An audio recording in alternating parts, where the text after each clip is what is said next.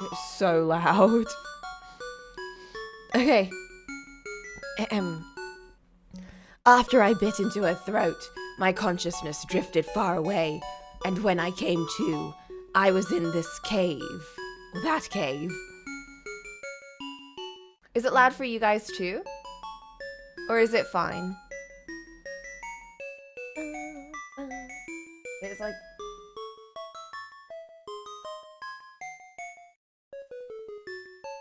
It is? Okay.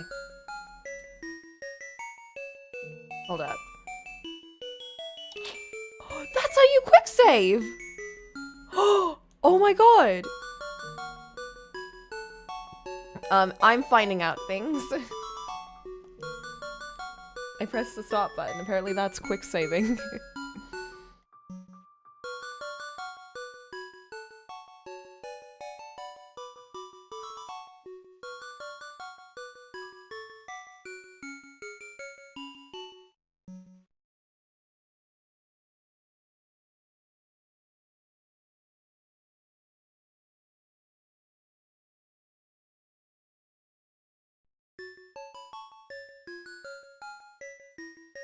Okay, how is that?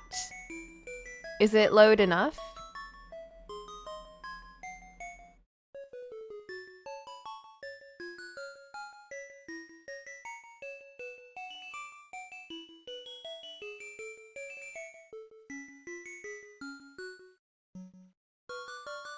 Good? Okay, great.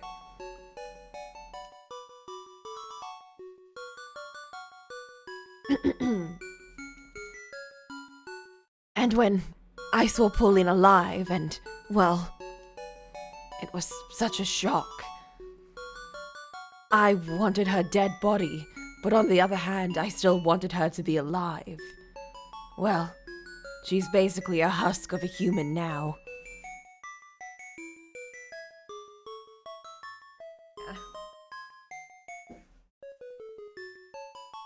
And you monster, what have you done?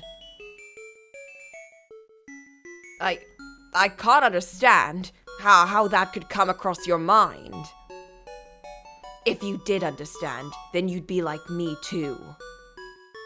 Oh my god, that's so true. No, enough. Stop talking about this. I can't take it anymore. There's still something that I want to know.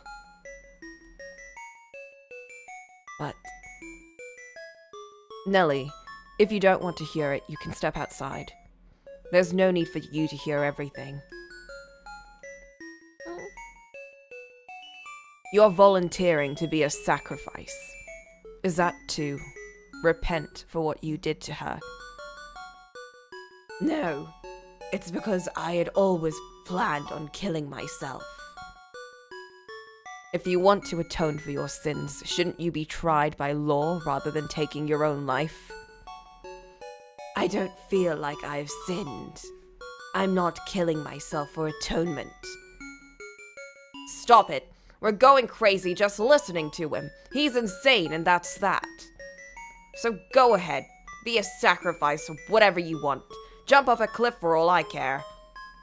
Hey NPC, hurry and get this psycho out of my sight, now! Jacopo, calm down. Calm down? You think I can calm down? What are you trying to take a side on this?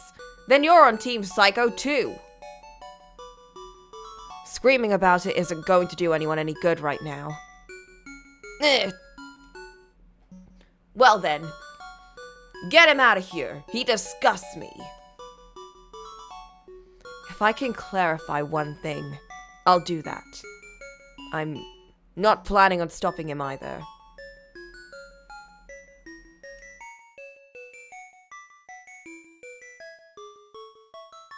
If you don't feel any guilt, then why?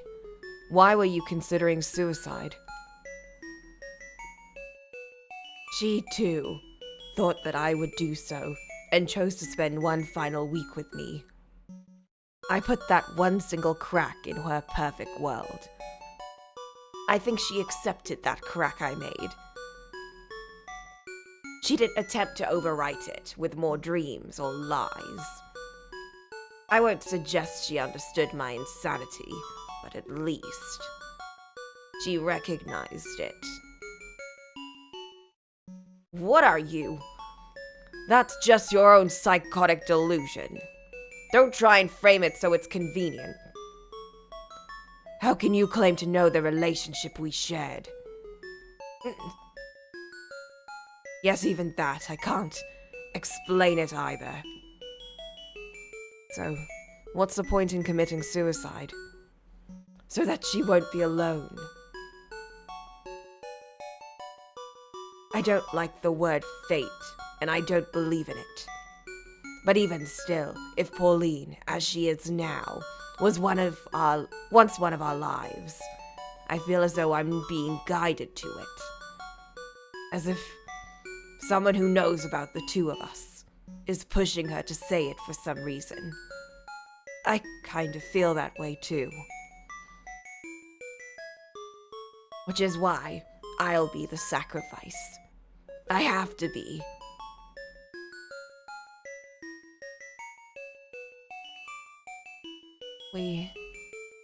We were speechless. Where's Mel? He hasn't said anything about this. Even Jacopo was silent now, clenching his teeth bitterly. It would have been easy to curse him for what he'd done, but we all knew how pointless any of that was now. Attacking him for what had already happened wouldn't change our situation, and even if we lashed out in anger to him, he would calmly take it as if he deserved it. If we apologized to Pauline, that would only be to satiate our own emotions. Everything between them had already come to a close. Whatever any of us said wouldn't make it easy for anyone. No one would be saved and nothing would be solved, even though he still existed in a place where we could reach him. I still felt as though we were hearing a voice from a recording after everything had already happened, and consumed by an emotion that had no outlet. Very well. Oh. Very well. Lastly, let me ask one question. What sort of conversations did you have with the fairies? Oh no. Did you really forget? I have two strong desires, and one very delicate one. I asked them what would become of them. And the answer? That they would all come true.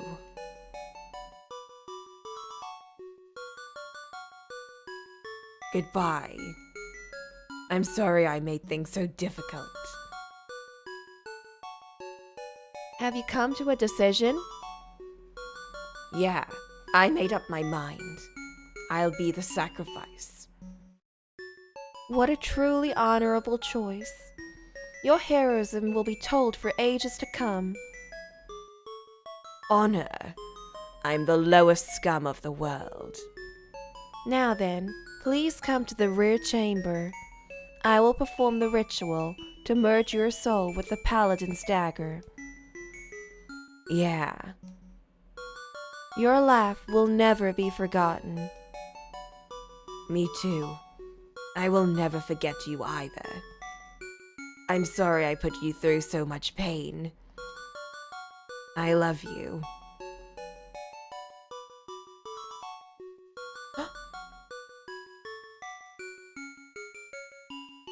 After a while,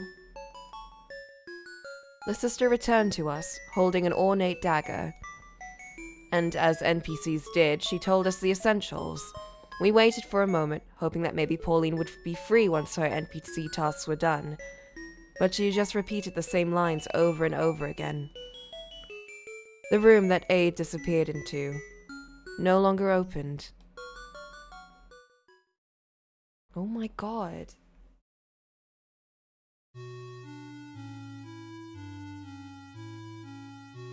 I didn't actually expect her to really be dead, you know? Holy shit.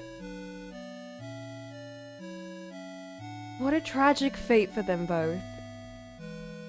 And especially for Pauline, like, she never gets anything, you know?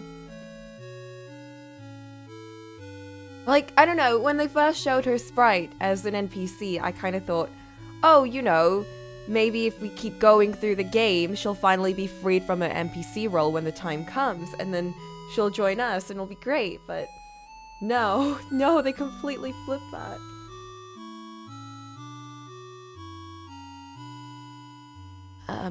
So now we go to the underworld, right? Through the fold of time, was it? Yeah.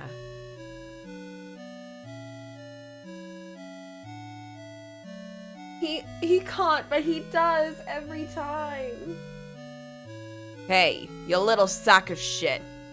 You really clam up at the most important times, don't you? What? I don't think that's true. Back there, you couldn't say a single thing to aid. Sitting there brainless and scared. Useless excuse for a man you are, you. Stop it, JB! Why does Big Brother have to get ridiculed by you like that? Big Brother hasn't done anything at all. Can we please stop lashing out at one another? We're nearing the end. Now, we just need to beat the boss and finish this game. Let's finish it fast. I'm exhausted. Yeah. Aid completely changed the mood between us all. There was no longer any space for banter or idle chatter. It was like a weight hanging over all of us. We found ourselves before a grave. And from the center of the grave, the air seemed to ripple.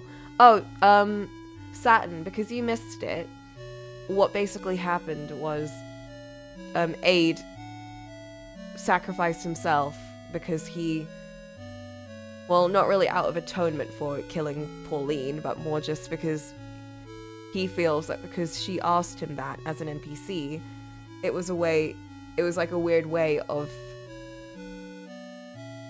her asking him to be with him in the afterlife, sort of like, so she won't be alone.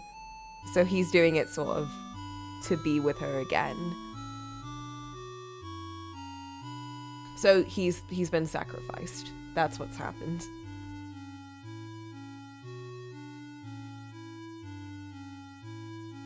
A distressing aura started to envelop us. It was almost like Fata Morgana. Huh? Roll credits.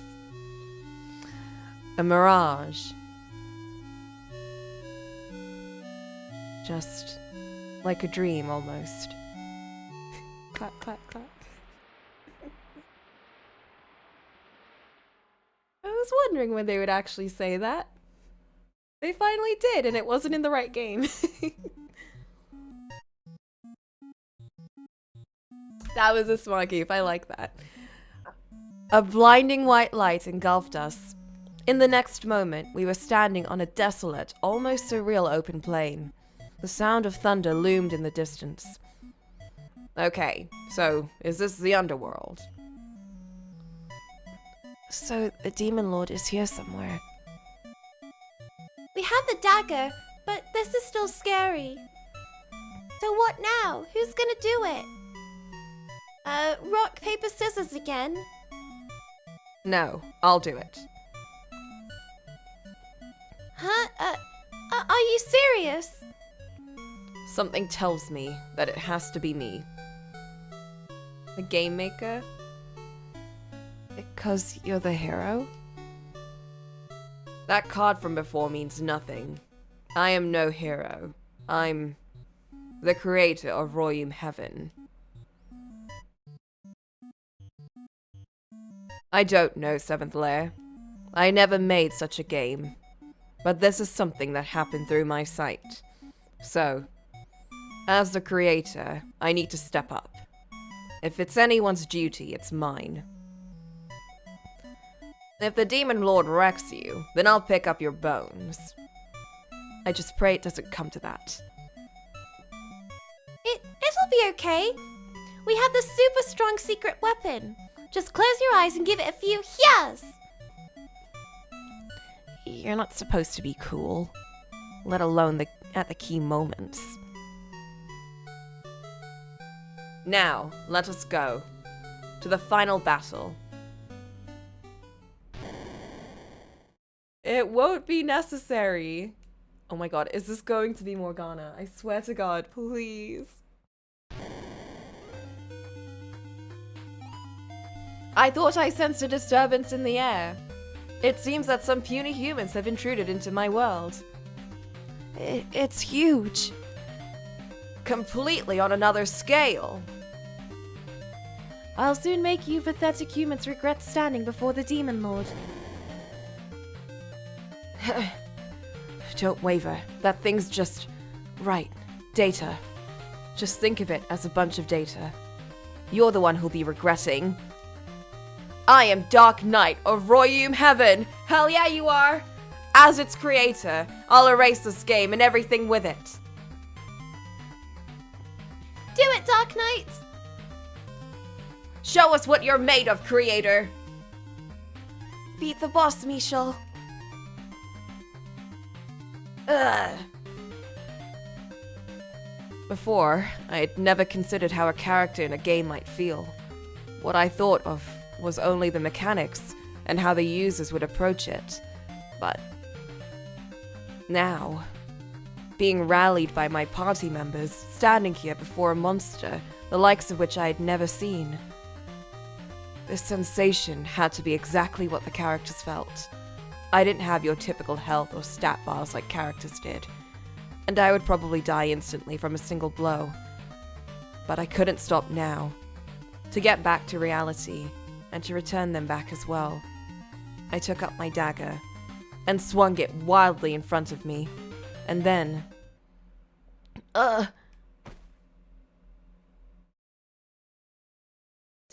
Dark Knight. He just... fell to the ground like a rag doll. Oh my god. Oh no, he didn't do anything! Mwahahaha! Is that all you can manage, pathetic human? Very well. It is time I showed you my real power. Oh.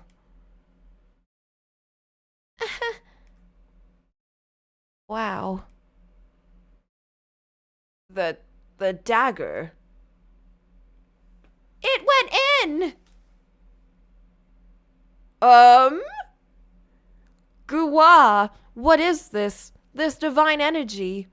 No, don't peel me away from the princess. Hiya! Stop now! No, no!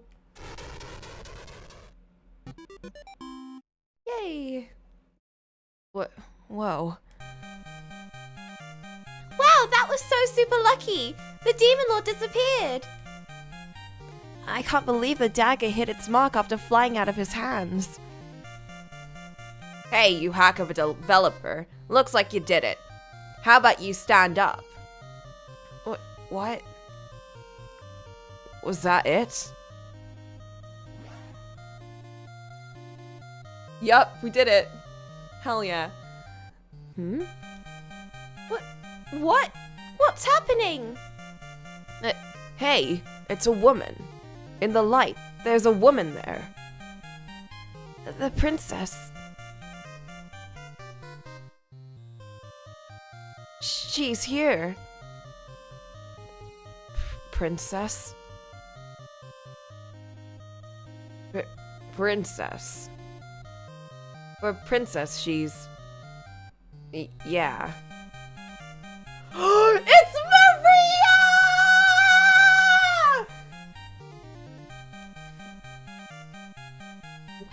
Gamers, this got so good. What? What's happening? What? Who are you people? Where am I? What? What is this outfit? Hey, quit staring. Hey, Mr. Creator. Was that outfit for our princess here your idea? I thought I needed some fan service. Nice. Hey, you two! What are you staring at, you filthy pervs? I think you'd be better off saying filthy to our little fly on the wall over there. Why me? If you don't say anything, that means you're the one thinking the perviest of things. I am not. Yeah, Big Brother is not that kind of person. Nellie, that's just the kind of creature men are. You have to understand that, for his sake. But I'm saying that Big Brother isn't like that. He's different. If I may, I have no idea what's happening here. What on earth is going on, and where are we? Okay, I'll explain from the beginning as best I can. Okay. Nice outfit. Michel, please! Oh, that's all. Kinda difficult to comment on. But it's not like I don't believe you. I can see things are pretty crazy just by looking around. But wow, the princess turned out to not be an NPC. Huh, a princess. You know, that's not really the kind of person I am. So you too, you're connected through Royum Heaven. Yeah, well, yeah. I downloaded 7th Lair. And right when I opened it up, I totally lost consciousness. Oh, what was your screen name? I didn't have anything like that. I downloaded games, but I never interacted. Maybe one time I posted as Anon. But it's too weird calling you Anon. Please tell us your name, princess. It's Maria. Maria Campanella. That's my real name. Did you say Maria? Huh? She a friend of yours? Wow, I thought vaguely that I remembered your face from somewhere. I saw you in a game magazine 4 years ago. Oh my god! 4 years ago? You certainly have a good memory. I certainly do. Well, yeah. That was the reason I made my way into indie game making. She was his inspiration! You know the game, Farmy Farm.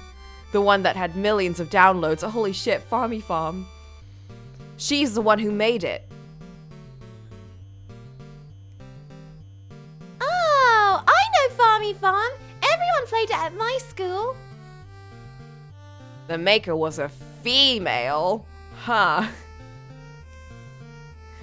I didn't know it well, but I knew that it was quite popular. It was quite a hot topic. Wow, so someone amazing like that was on Royum Heaven.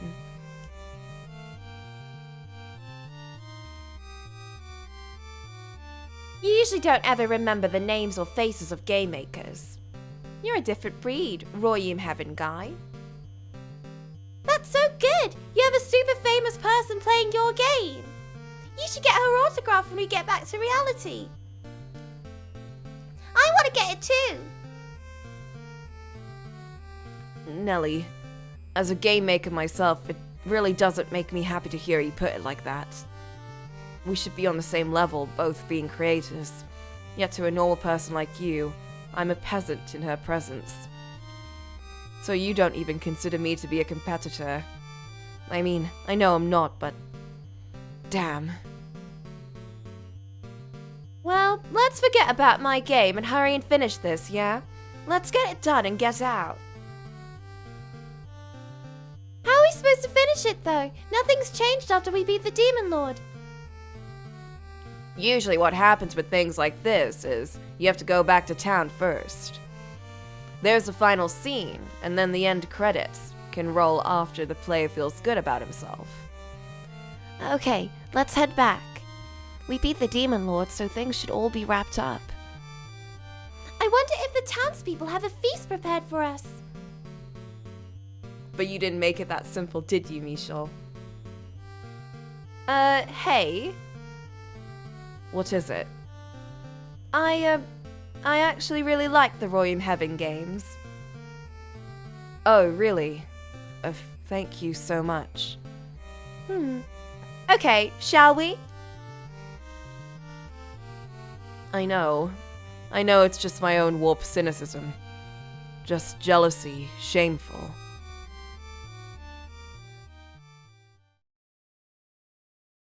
Oh.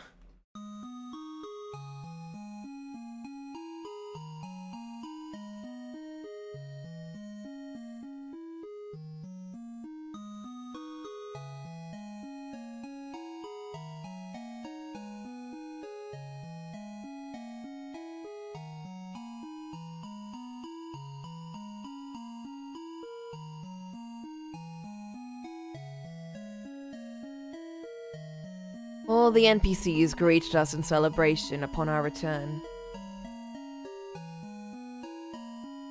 Nellie and Mel got in character and joined them in jumping around.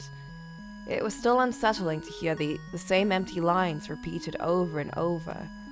But still, thinking that it was all finally over, there was some sentimentality to it. Knowing that we'd finally be able to return, and that I'd be able to see her, gave me the first peace of mind in some time. Yeah, she's the princess, and she also happened to be someone that was in Royum Heaven as well, or it was on the site, and we found out that she was the inspiration for Michel, because she's a game maker herself, but she got really, really big 4 years ago. That's who he was talking about, like, during that whole spiel about, like, game making is hard, blah, blah, blah, blah, blah, blah, blah. Which is also very true.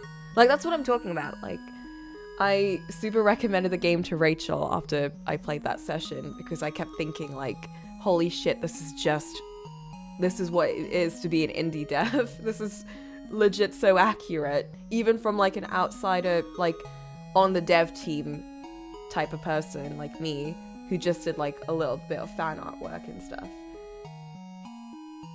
Like, seeing Rachel play through the game, or, like, make their own, and go through all of this, like, it just felt it's very real, you know? So Michel feels bad. Yeah, because Michel is kind of like, he wasn't put down or anything, but the way the other characters are talking, it's very much like, you know, like, she's such an incredible person, and she's very, like, well, she's taking it in strides, you know? Like, oh, I really liked your game too, it was really nice. And I think Michel's just really down because he's a very negative person. He's very hard on himself in general. So I feel like this whole situation is just kind of made a lot worse by his own state of mind. And, you know, putting everyone through this. But yeah, you know. There's definitely a hint of jealousy there. The game. It finished. Thanks to the hero and his friends, the world was once again at peace.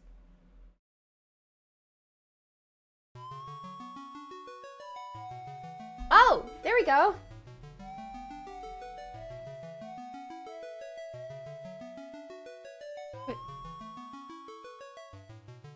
Who else made it?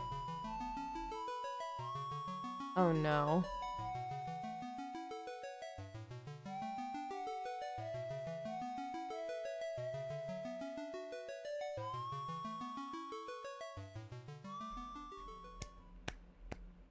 Ending? Don't tell me they restarted.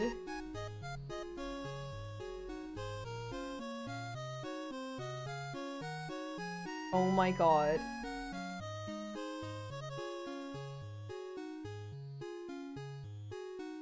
Huh? Look, wait, what's going on here? Didn't we just see the credits? If not, then what was that? Does this mean it's not over? You know, I'm gonna give Maria the Valley Girl voice, if only because the only reason I didn't in the original game was because Nelly had that voice as well. She switched from British child to that, and it's really hard to distinguish them for me right now, so I'm gonna give her that instead. I feel like it also suits her just as much as the other one, especially because she was very peppy in her other role, but she's not very peppy to herself. So, I know, it's New Game Plus! Just like a real JRPG! Do they have the weapon then? Surely they should have a weapon. And where's... I'm just waiting, surely Morgana's gonna pop up here. And where's Giselle? She was on the site, surely she should have popped in the game. I am so concerned that this actually is a purgatory. But then there's no way that Maria would have died, like, for whatever reason. She doesn't seem to have her own problems, you know? Like everyone else, it feels like there's some way that they could potentially have been in a purgatory, but I don't feel like Maria would. Yeah, Giselle would have played it first. I don't know. I'm very worried. And wait, is this a graveyard? Because it's the starting scene, I think. This was where I first ascended from the sky. So wait, does that mean... wait a second. Isn't someone missing? Is Mel gone? There was like a guy that kind of seemed like a girl here, right? Huh? Now that you mention it, he's gone. Where'd he get off to? At a time like this, too. Mel. Oh no. I'll go look for him. It's dangerous to go alone. There's monsters. Let's all stay together and go. It's fine. Huh? It's fine. I'll go find him myself. You all don't have to come with me. Hey, why are you being so... I said leave me alone! So here you are. I was looking all over for you. Mel? Big brother.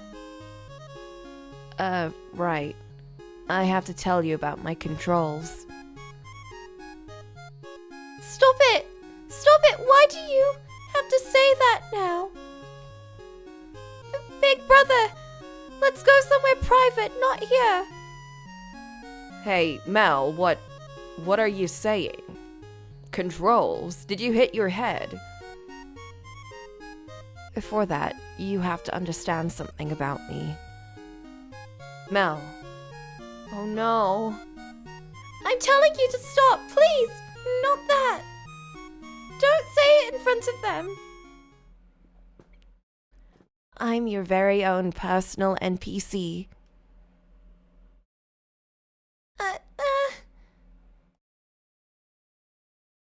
Thanks so much for making Mel in Royum Heaven. What? What do you mean? What? What?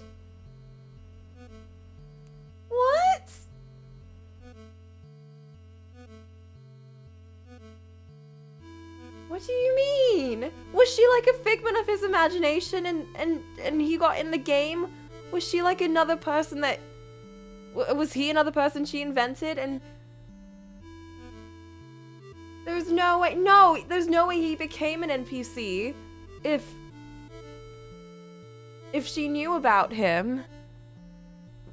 What?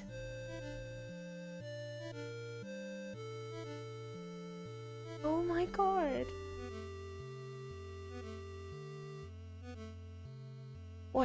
What's happening? What is this? And that's why he went by his own name on the site, because that was the name that she made for him.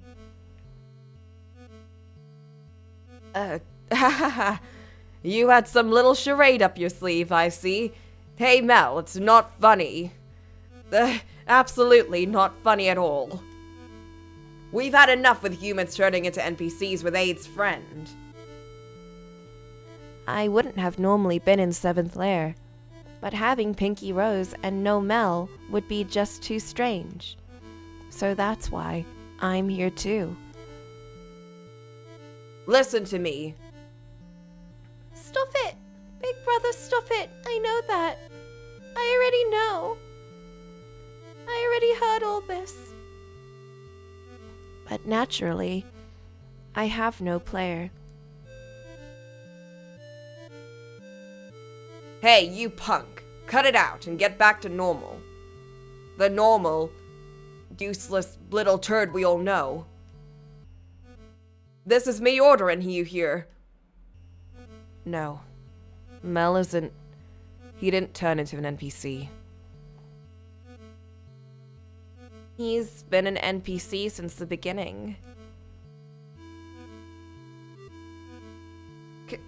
Cut out this nonsense this instant. Maria, who only just met us perhaps, but... Michel, not you too. So, okay, Nelly. I want you to control me. I want you to be my player. I'm your very own personal NPC. Stop it, no! Why did you reset? Okay, come on. Try and move me with your will. It's okay. You'll get used to it quickly.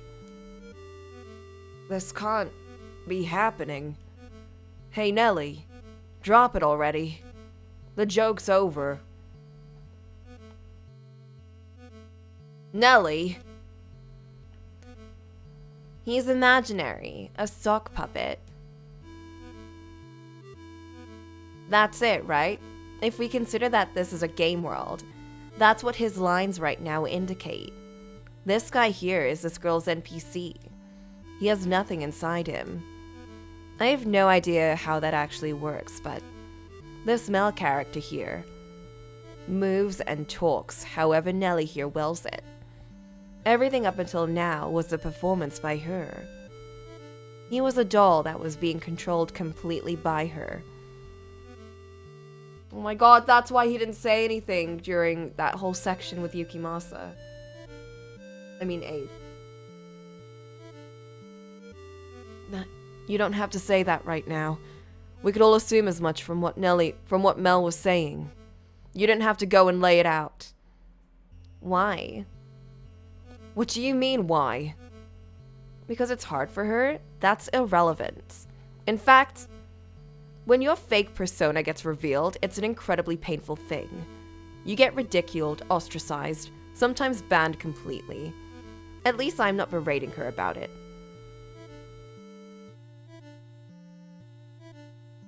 You don't know what kind of circumstances she was in. It's okay. It's as she says. It's true, all of it. It was a persona I created. I don't have a big brother. I'm an only child. I got bullied at school and started shutting myself in. I eventually started thinking, I wish I had an awesome older brother. Someone who would always be nice to me and would never yell at me. A big brother like a prince who would always want to be by my side. But it never seemed real just having him in my head. That's why I use the internet. So, the Mel in Royum Heaven was... It was actually me. And it wasn't only on Royum Heaven. I made an imaginary brother on lots of sites, writing on different forums and chatting with people. When it was in words, I don't know. I really felt like Mel was there with me. And looking at the chat logs, I really thought Mel existed. And it made me feel like he was there on the other end of the computer. it made me really happy. But in reality, not only do I not have friends, I don't have a big brother either. I'm all alone.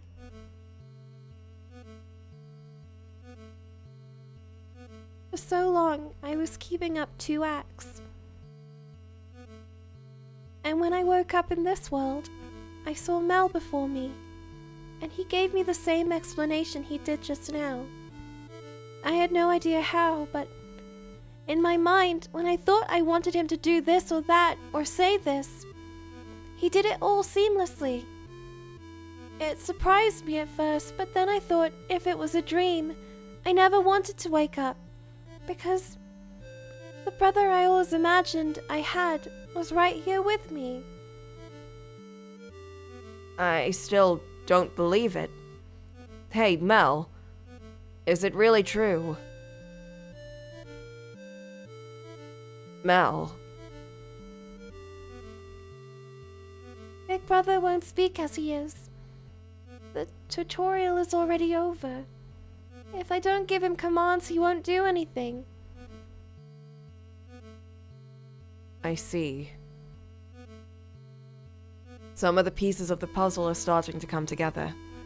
When I first met you, the reason you were already fully convinced this was a game world was... Right before you, I had already encountered something unreal.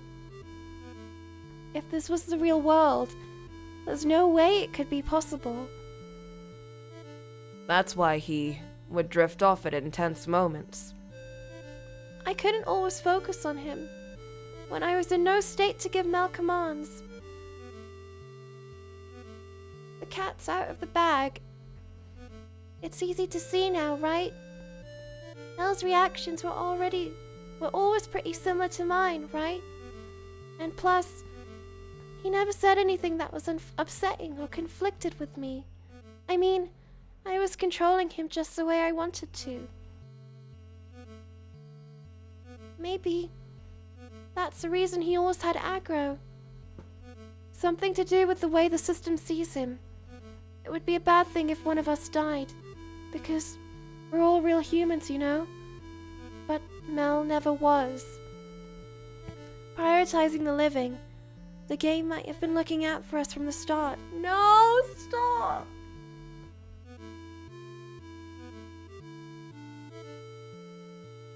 I really can't tell if this game is designed to be nice or cruel. You can be mad at me. I was deceiving you. In real life, too. I was always trolling and being combative on the forum. Do you think I could be mad after hearing a confession like that? Yeah. If this was the usual JB, you would immediately call me out and ridicule me. Well, I didn't know your circumstances in real life, so... Even if you don't know someone in real life, maybe you shouldn't do that anyway.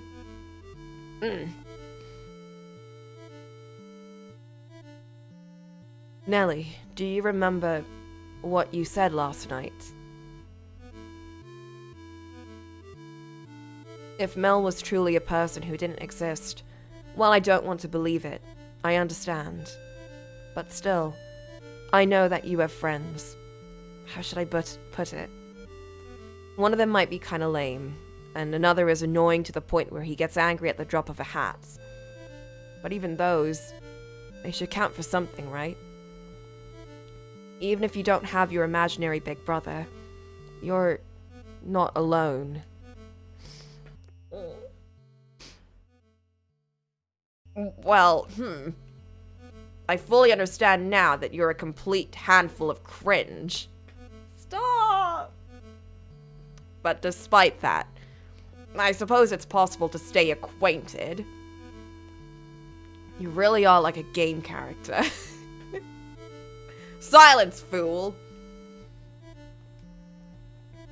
But really?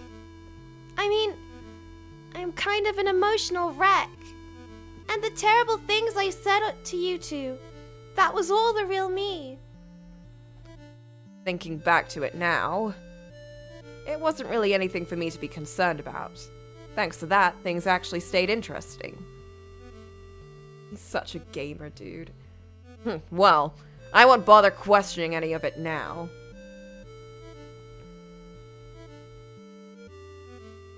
Well, thank you. I know, he might as well. No, but he might as well have just said that.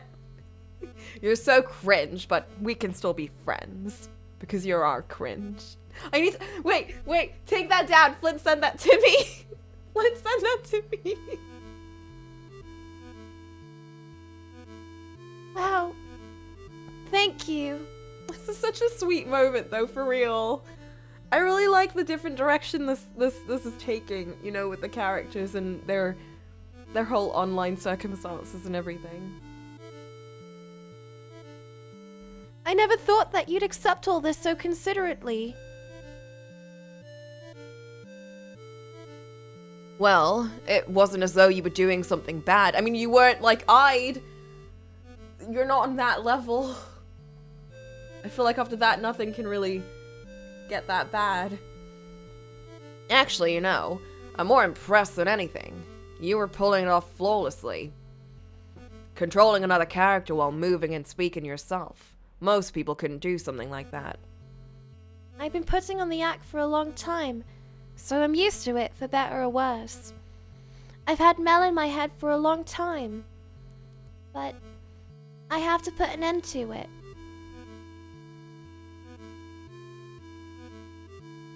Let's have an offline meetup. We have to meet in real life. Yeah. Sure, I'll give it some thought. Big brother. No. I have to say goodbye. Big brother, I know you don't really exist, but thank you for being with me. No, Mel! No! Don't go away. It wasn't like I was just playing with a doll, either. I knew I was doing something cringy, but here in 7th Lair, I felt your presence. I wanted to see you here with me. And I wanted to talk with you. Stop! He's just like Odie.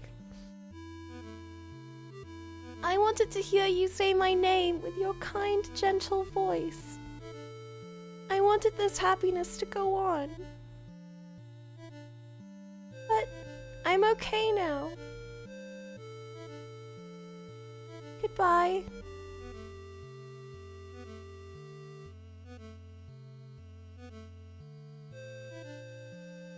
Just for you.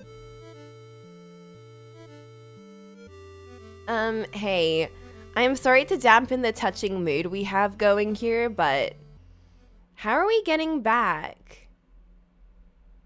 Oh. Ah! Fuck. No, I can't take this. I need some tea, one sec. Oh my god, how could they do that? That's not fair.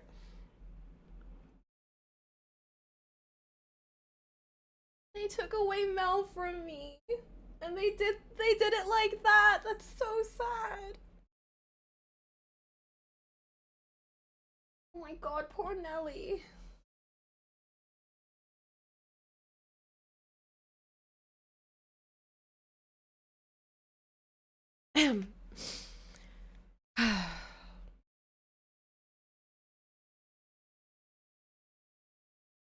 I know, just for you. Just for me. Shut up. I hate them. I hate the creators. I mean, I do love it. I mean, I love Nelly. I love Nelly like this. I mean, I love other Nelly. I love all Nellies. Nelly is such an interesting character to me, and I love the way they wrote her in this one too. And I love the story that she has here. It's really, really good. It's very good plot-wise, and it's very good character-wise, and I love it, but it hits me in a lot of ways. Not only in that Mellie's gone, not only that Mel is gone, but also in that she relied on him in the same way that, like, for instance, the robot guy relied on Odie. You know, like, the way they talk to someone that clearly cannot emote back and has no thoughts behind them, and they're relying on them, and then they're saying goodbye, and it's just like, no. But then there's so much, like he's not just like a thing, you know, like he's a whole person in her head, and she's just dropping that. Like, it's kind of sad. It's like the way the meaning that figment of her imagination is to her is so, it's kind of just sad to see her, like, you know, drop it. But I mean, it's good for her. I'm happy for her, but it's sad to see. Oh, man. And it's sad for me because I love Mel. Oh. Did you send me the thing, by the way? Because I think I need that now. I need something goofy and happy to draw after this to make me feel better.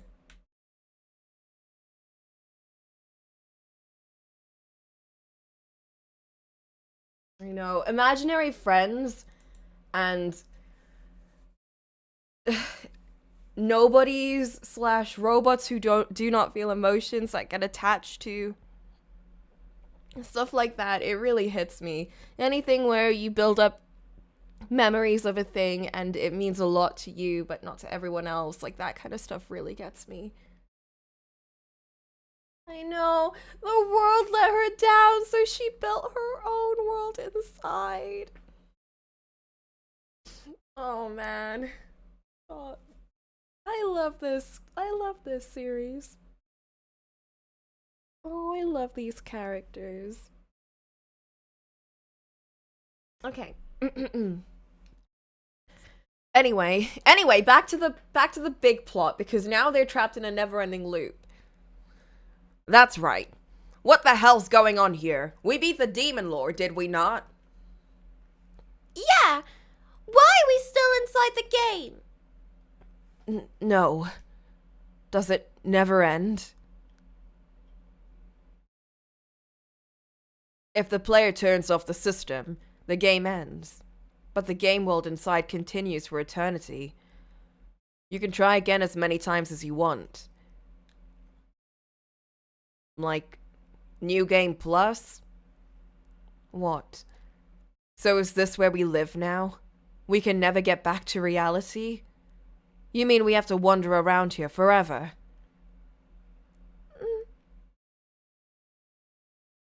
No, I have to return. It can't end like this. Something unlocked. Huh? We're not finished, I bet. The first playthrough is over, but something else got unlocked. Some games are like that. Like, the true boss will appear, or a secret event happens. Dark Knight. Did you plan for something to happen the second time around? No, I didn't think that far ahead. Just assume then. When you finished making the game, would you have made a second playthrough elements? I may have. No, I definitely would have. I knew it. Your games never play by the typical rules. Oh, that's so sweet. She wah. Okay, so if we find whatever game element got unlocked, then this time it'll end for real. But what are we looking for? As it is now, nothing seems to have changed. Let's go to town and gather info. The NPCs might say something different. But hey, we're already this far. Why don't we just ask the maker directly? Huh? That's where indie games shine. You're closer to the maker. They actually respond to you and stuff. Yeah, but I don't know anything. Not you. The one who wrote the game after the original scenario. Hey, are you listening, other creator? We just cleared 7th Lair. If there's a secret here, I think it's about time you spill the beans. What? What's happening? It's crashing. Ha, so they're showing themselves. Oh, my eyes are all flashy. The view is making me dizzy. Great, now we have no idea where to go. Good job, Maria. You've angered them. No, I feel like I know where to go. Right now, I feel like I know. It feels like someone's calling to me. And something about it feels familiar. I can feel it on the other side of the static. Okay, so it's either maybe he got Giselle to help him write it, or it's Imian, but I really doubt Imian is like writing the game with him. That's not really the role Imian ever has. Let's go.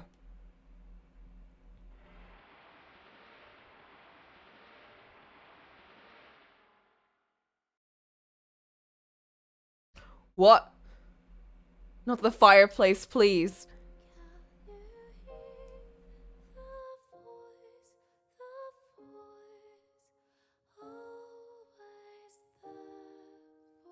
What was waiting for us after we dove through the pool of static was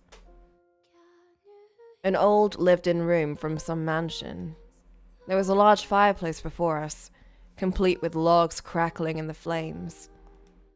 There was a single rocking chair, like one anyone would have before a fireplace. No, please don't do this. But there was a dark tinge to the air around us. Where are we? An old fireplace, a rocking chair. I've seen this scene before.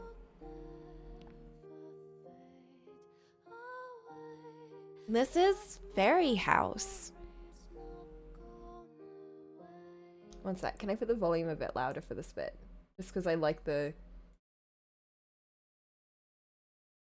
in-game music a lot.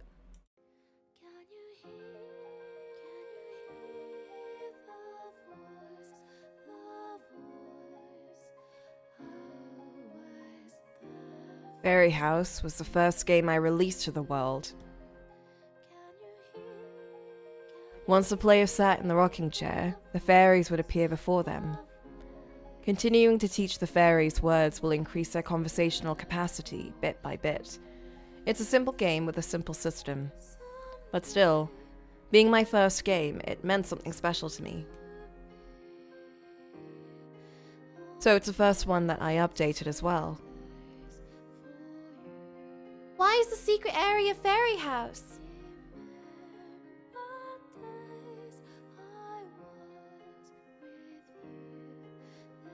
Yeah, when they now bleep bloop music and we hire bleep bloops. True. Flip it a bit more.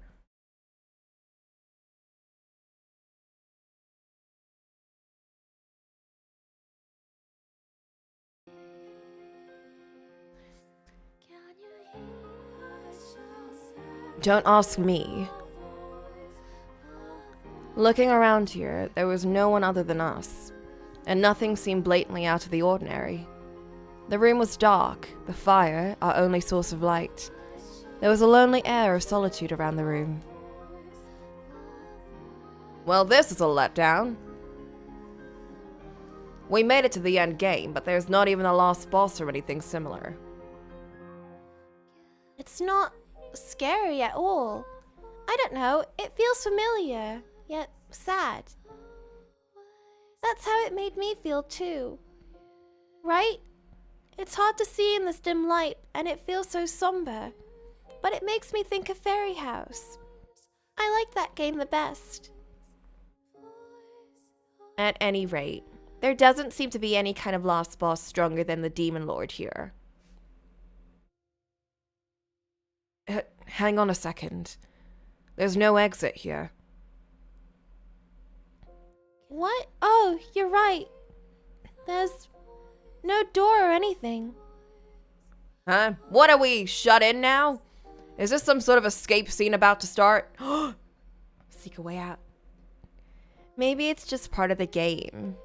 Like, I don't know. They're recreating Fairy House close to the real thing, or something like that. The real thing. It makes you feel that way, but something's lacking. In Fairy House, once you started the game, you saw the fireplace, but there was no other elements to it. Oh, right. Now that you mention it. Usually there's a title screen or some options menu. There was literally nothing else here. And there's not even a tutorial. Sheesh, this is exactly what we mean. There's no consideration for the players, no polish. You just can't do a game right. No, it's not that it's unpolished. It's just the way it is. What I wanted to do with Fairy House wasn't make it like a game, but actually the opposite. I wanted to do away with what a game is entirely. So even if people were dissatisfied with it, I had no intention of improving it. Changing any of the settings wouldn't have been an improvement. To me, it would have made it worse. But isn't making it easier better? You could have had a lot more people play it that way. For a creator, there are certain things you can give up, and other things you can't. No matter how confusing it is, or how little there is to grasp at. If I put even one such expository line into Fairy House, then the fairies would truly cease to exist. By having the players spend time and search within themselves for how to connect with the fairies, their existence would become something real for the player. In a way, I made it difficult on purpose. You're living in the wrong age. No one wants an exercise in vanity in their games these days. A game that contains none of the creator's ego is just a useless commodity. Something like that can never become a masterpiece. But it doesn't matter if it doesn't sell. Something being unrecognized means it might as well not exist. There are plenty of approaches that can nab you success. What you need to think about is how to get your content out into the world. What you think of first is what you want to express. Even if millions of people download your game, if it leaves no impression on them, and if they forget about it after a number of months, and it fades away like a news headline, then can you really say it exists? Are you trying to put me down right now? Yeah. I downloaded your game 4 years ago. I think it was well researched, and it definitely considered the users and design. But that was all I got from it. All your other ones were that way too. They sell well in the moment. But they never remained a topic for long. You only made something to sell and didn't have any sort of expression to go with it. Don't act like you know, buddy. Can you say your dumb games leave a lasting impression? You don't even have that many. They do indeed. Nelly, 8, and his friend as well. It's already a 4-year-old game. And Giselle too. You're talking so idealistically, it almost makes me want to puke. You produce no results. And you have no right to denounce my games. You're just barking at the moon. And now you're taking jabs at me out of regret over your own games. Bashing on someone who actually made money and trying to put yourself on a pedestal. Try and talk once you're actually in the same league as me. Hey, calm down, you two. Why'd you have to start fighting all of a sudden? Agreed. Can you have your little rivalry debate later? This is not the time for it right now. Oh my god. Imagine Jacopo of all people trying to calm down a fight. Like, bruh.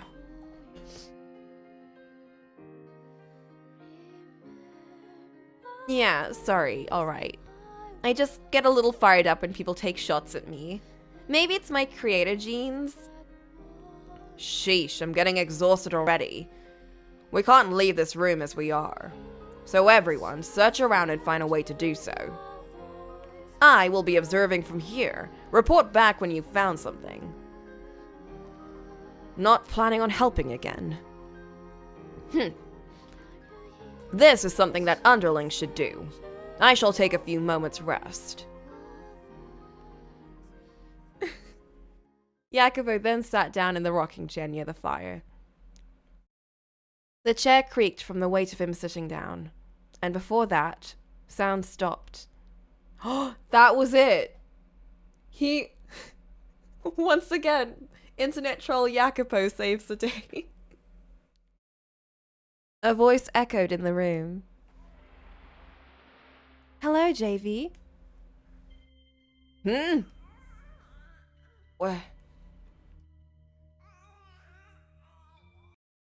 Like it's important that we hear all this.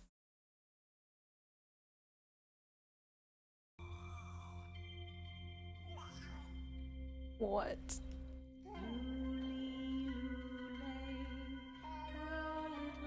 Let's have a nice chat together. What's going on? This was how Fairy House started.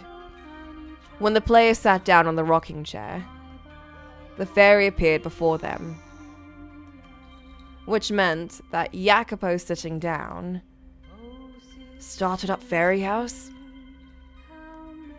What? So is this the actual voice of the fairies? Where is it coming from, though? It was such an odd voice. It was indistinct, yet flowed sharply into your head.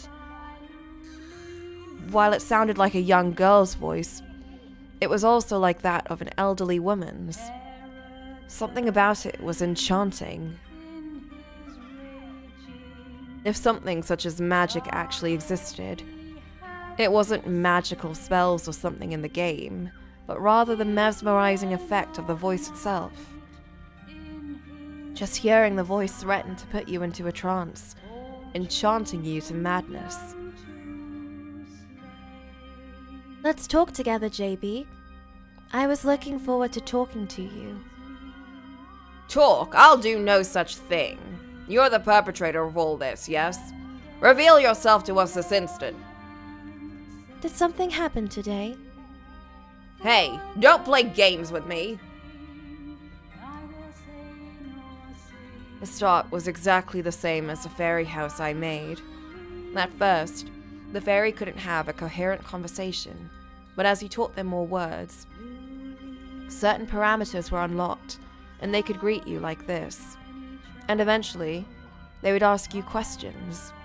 I remember programming that exact question we just heard. Well, yes. It's been a string of disasters. I've been forced into some crazy game, and to make it worse, we still can't find an exit. Hurry up and return us to our world at once. What does disaster mean? What does it mean? Are you toying with me? This is all you're doing, right? Why are you putting us through this nonsense? Answer me. There are too many words for me to answer, JB. You little... Calm down, please. That's the pre-programmed answer. The fairy is only doing as the system dictates. What? If that's the case, then why are we in Fairy House in the first place? This is a deliberate made secret area, or are we merely being made to do something pointless again? Put an end to this nonsense. I'm sick of it. You seem to be tired. What? Something sad happened to you, I see. Hey, no more games. What are you talking about? Please tell me about the sad thing that happened today. I will listen. What are... It is okay. There is nothing to worry about. I am here to support you. It is okay. What the? It's as though the voice is trying to soothe him. As you continue talking to the fairy, it starts to adjust to the words you use and the nature of your conversations. and the fairy's phrases and demeanor will also start to change. When Giselle used the metaphor of a counselor to describe the fairies, she wasn't wrong. For example, sad, painful, struggle, hate, sick of it, angry, pointless. Repeating these kinds of negative words again and again, the fairy will start using phrases to sound accepting of your problems. It is okay, JB. Stop, don't say that right now. What's wrong, JB? Why are you shaking? Oh no. You are doing a good enough job. You are not a bad person in any way. I'm telling you to stop. Jacopo. The others were confused by what they were witnessing, but being the creator of this, I knew it all too well. I knew why the fairy seemed to be consoling him. Who was it that hurt you? It is okay. Let us not think too deeply about it and have a good rest. I am your friend. Please do not worry. It is okay. For certain types of people, having overly enthusiastic support only made things harder and added to their stress. What they needed was only someone to be accepting of them. But the fact that the fairy was using such overly comforting language to him must have meant. It meant that Jacopo, have you ever told the fairy that you wanted to die?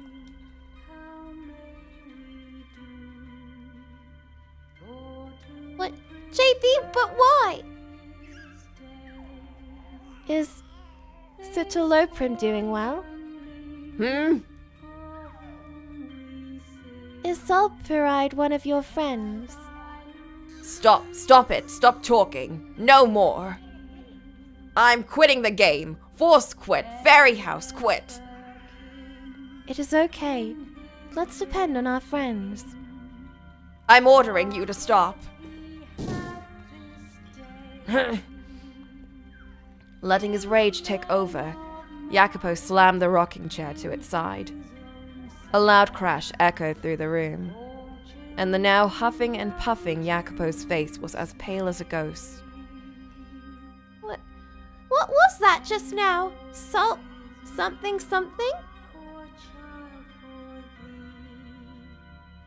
It's the name of a medicine to treat depression. Depression? What? No, I'm not that weak of a man. The only one here like that, it's not me, but Dark Dork over there.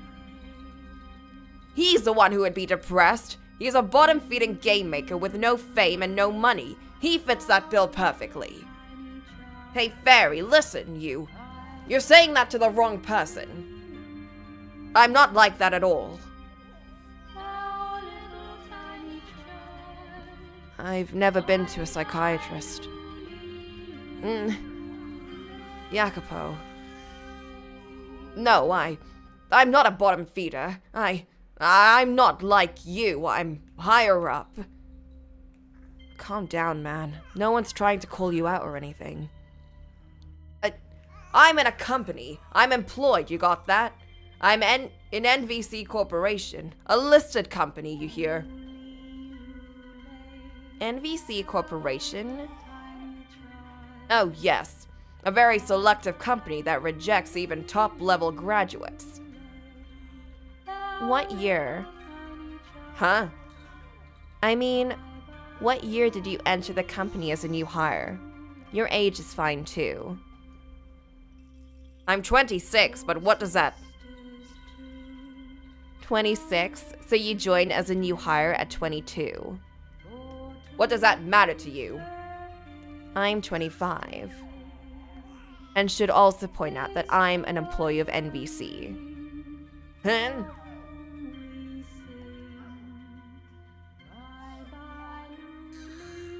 The year before I joined, they didn't take any new employees fresh out of college. Not even one. No, wait. Right, I forgot. I took 1 year to study abroad, so I ended up graduating a year later. So that makes us the same year in the company. But I've never seen your face before. This is a massive corporation that struts around the world. It eats smaller companies for breakfast. Obviously, you couldn't know the face of every one of your colleagues. Yeah, well, usually you'd be right. That is, if you didn't know the way we roll. All of us that join the same work, are really close-knit. So even those in offices in other countries, we're all linked on Facebook. In fact, if we're not linked, the first thing that jumps to my mind is, why not? To be blunt, not being in the NVC Facebook group is both weird and hard to believe. Everyone is open about having their real face in their pics. So the idea that I've never seen your face or even your name is, like, you know. But... No, wait. You made a game. That was a hit, didn't you? Yet you say that you're working in a company? Or aren't you the one that's lying here? Jacopo, just stop. Oh, you mean Farmy Farm? That was basically a free game. I didn't make any money from it. And of course, since then, I've made a few other simple games, just to share. They managed to reach about 5,000 or 6,000 users, but the price is under $2. And after fees and whatnot, I only end up getting about $1. Then they take months to finish. If I could get more out in a shorter time, I could probably get by making those apps alone, but I don't really have it in me. That's the story there. I'm just a normal company worker. How can a normal company worker? You're a contracted employee at a listed corporation. And as a side gig, you make games that sell 5,000 or 6,000? Nothing can possibly go that smoothly for anyone. It hardly went smoothly. I worked hard at it.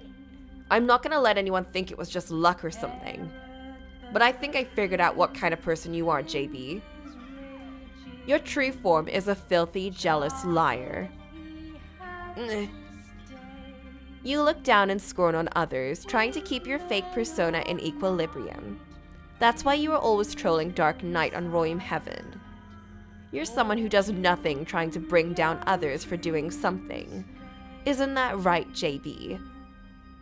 No.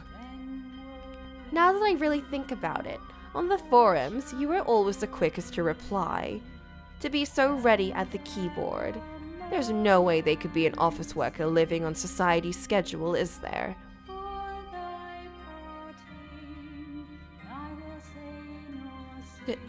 JB, it's not really a bad thing, okay?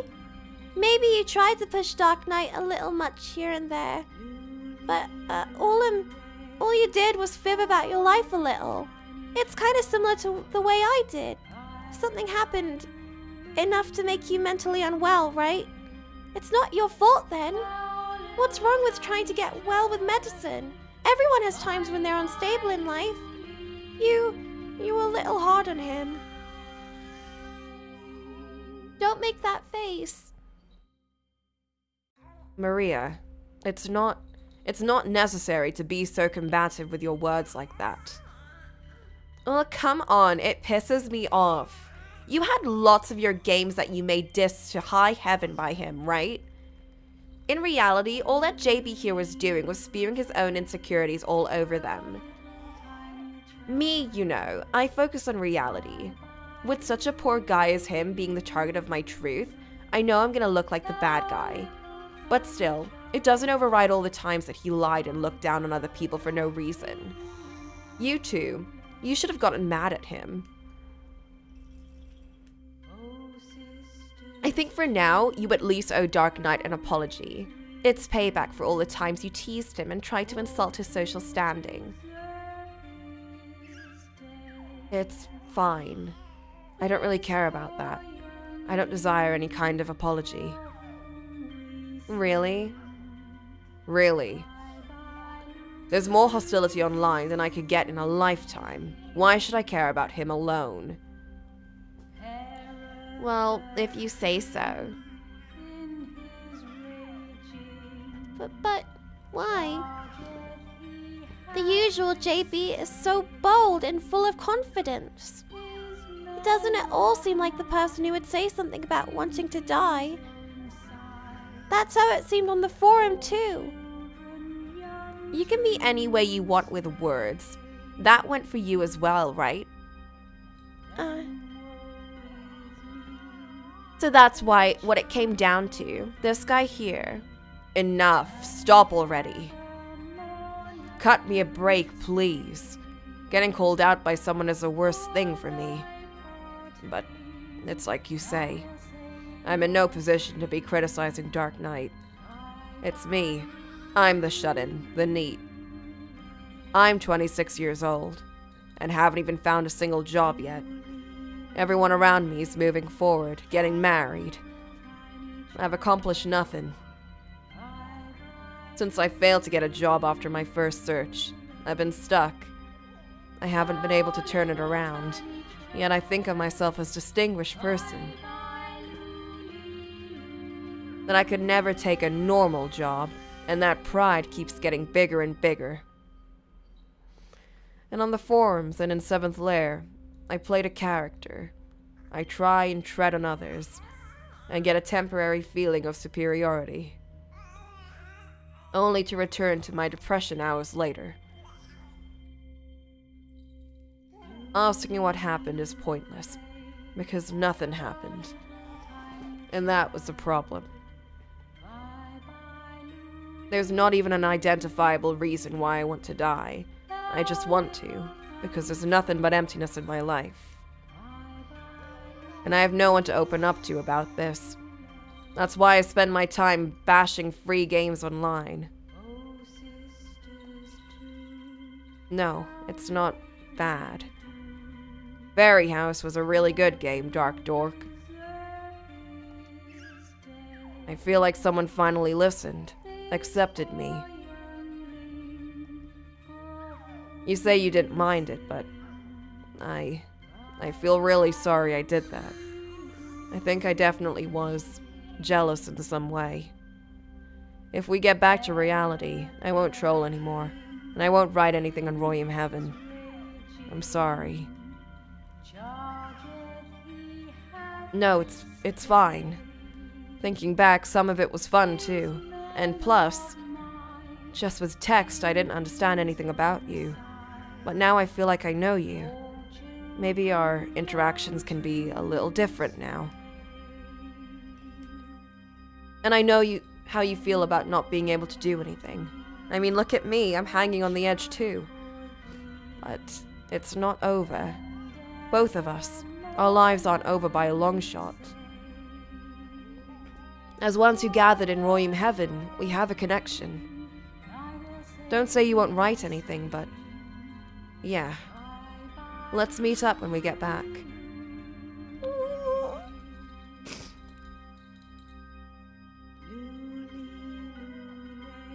I know that right now, you need someone to listen to you. Okay, let me join in too. We should all be friends.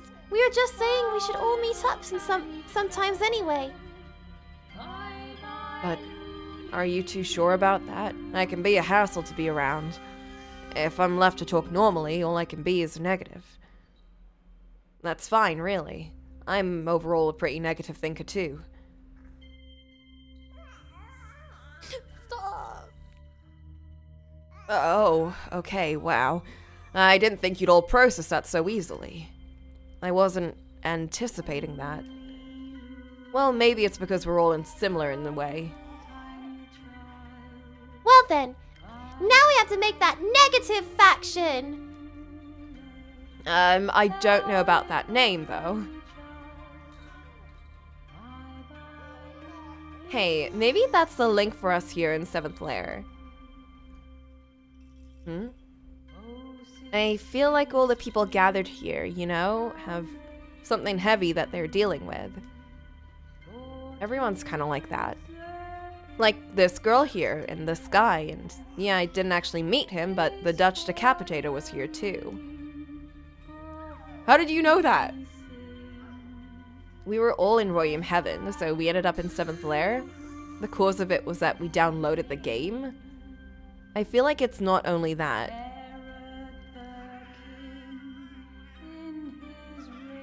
Hey, so what about you? That would mean that you have some issues too.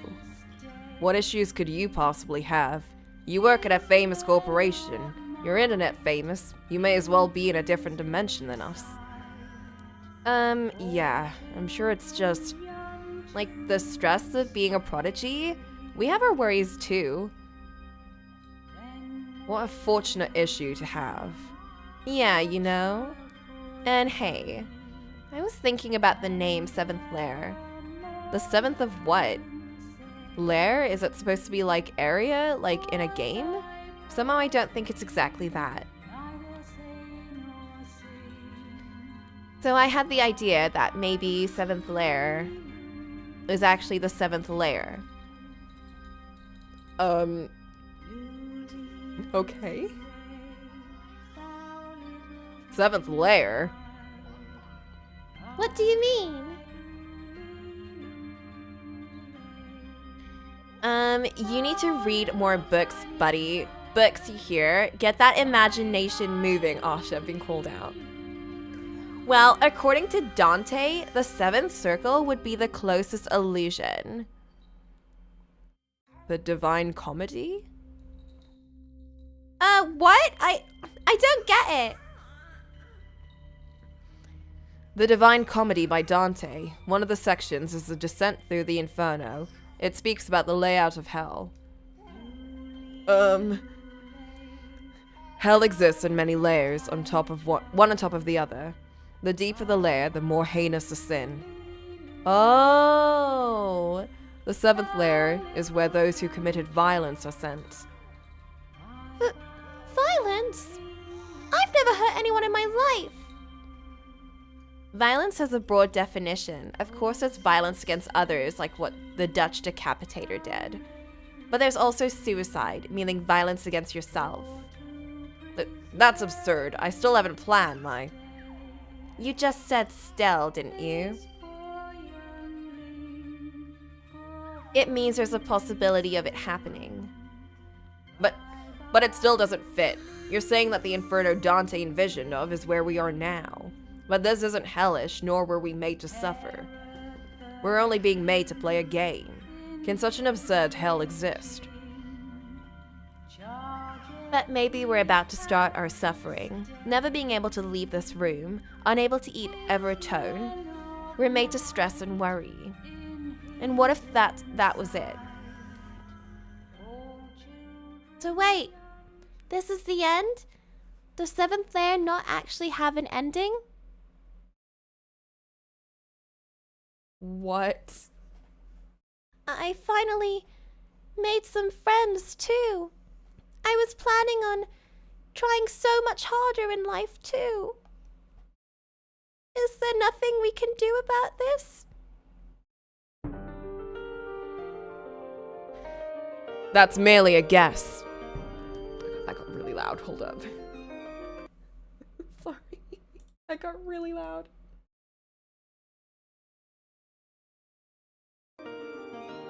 That's still really loud.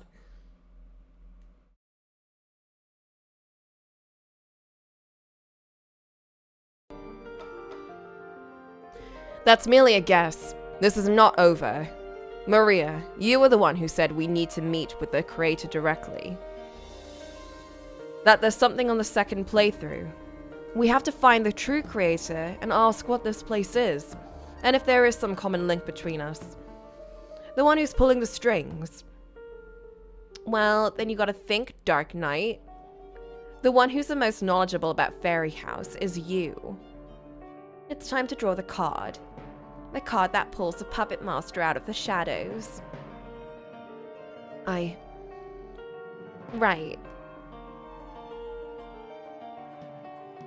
At the moment, we were frozen in place. We got past the static and thought we could meet the creator of 7th Lair, but instead, the fairy is just the same one I programmed. With no hints to go off, how does she expect me to just draw the proverbial card we needed? Think, is there something here?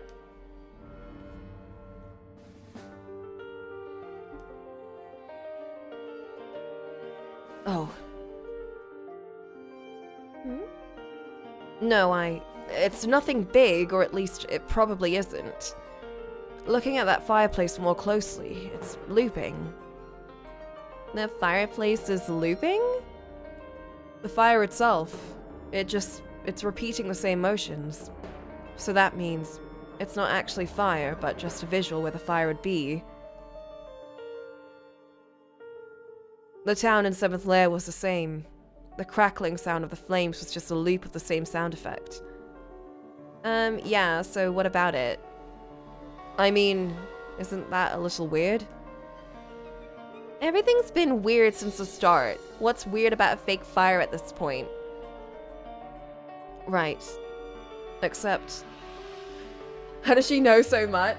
My guess is that she's so prodigious and everything that she just reads so much, and it just kind of like, you know, like she's the kind of person that just questions everything. And she doesn't really have as much of an emotional connection to everything as everyone else here does. So, like, while they're freaking out, she's kind of just like thinking about things herself in a very logical way. That's my interpretation, at least. Which does fit a lot with her character. She is very much like that. Although, like, I think that's a funny part of her character. She can be very logical, but in some ways she can be very extreme. Yeah, she's also a game maker, so I think in this game she definitely focuses more on logic.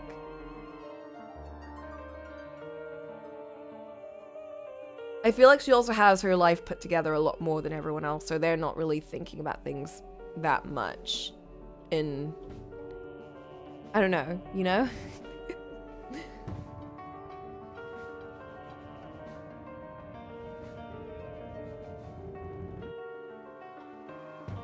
For them to use sound effects and visuals, it means they're trying to reproduce Fairy House exactly according to the game. And yet, there's no theme song. Oh right, I did notice. After the patch came out in February, there was a theme song added to it. Right, it started playing once you booted up Fairy House. Perhaps I overlooked it. Was it just an oversight? I somehow doubt that whoever created this is the type to throw something together haphazardly. And if that's the case, I think it was done intentionally. But for what purpose? Well, we would have to ask whoever planned it. Wait. Ask whoever planned it. Right, this could very well be it. Our way to communicate with the mastermind.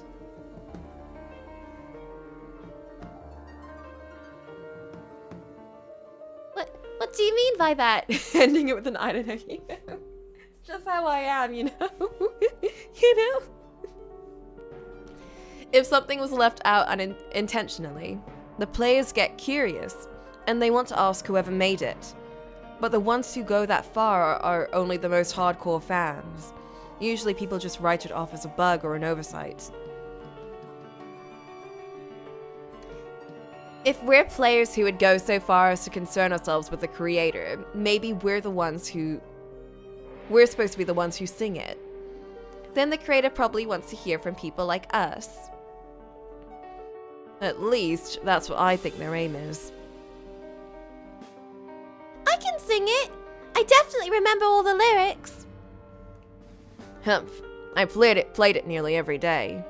So I suppose I remember them as well, I guess. You played it that much, huh? And you, Maria? If you can, I think it's best if we all sing together. Yeah, sure. I'll sing. You know the lyrics too? Well, yeah. That's all she says. I bet she just has an eidetic memory or something. Okay, can we start? Let's all sing on 4. Like on the count of 4 or after 4? Not because I care.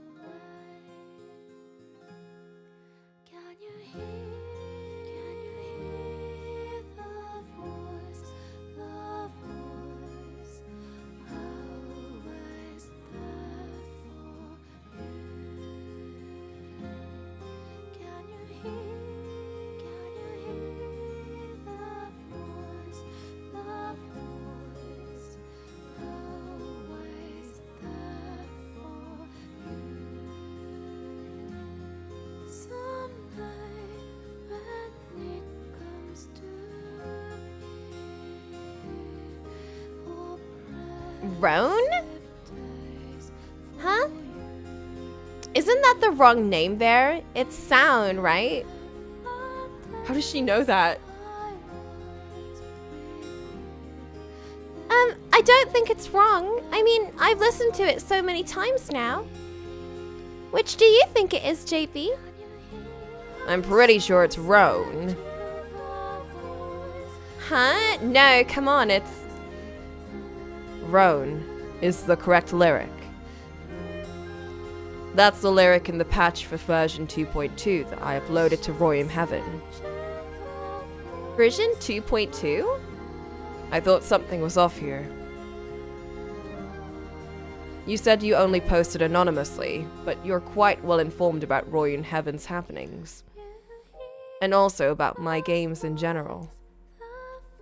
I was just a lurker, and the games, well...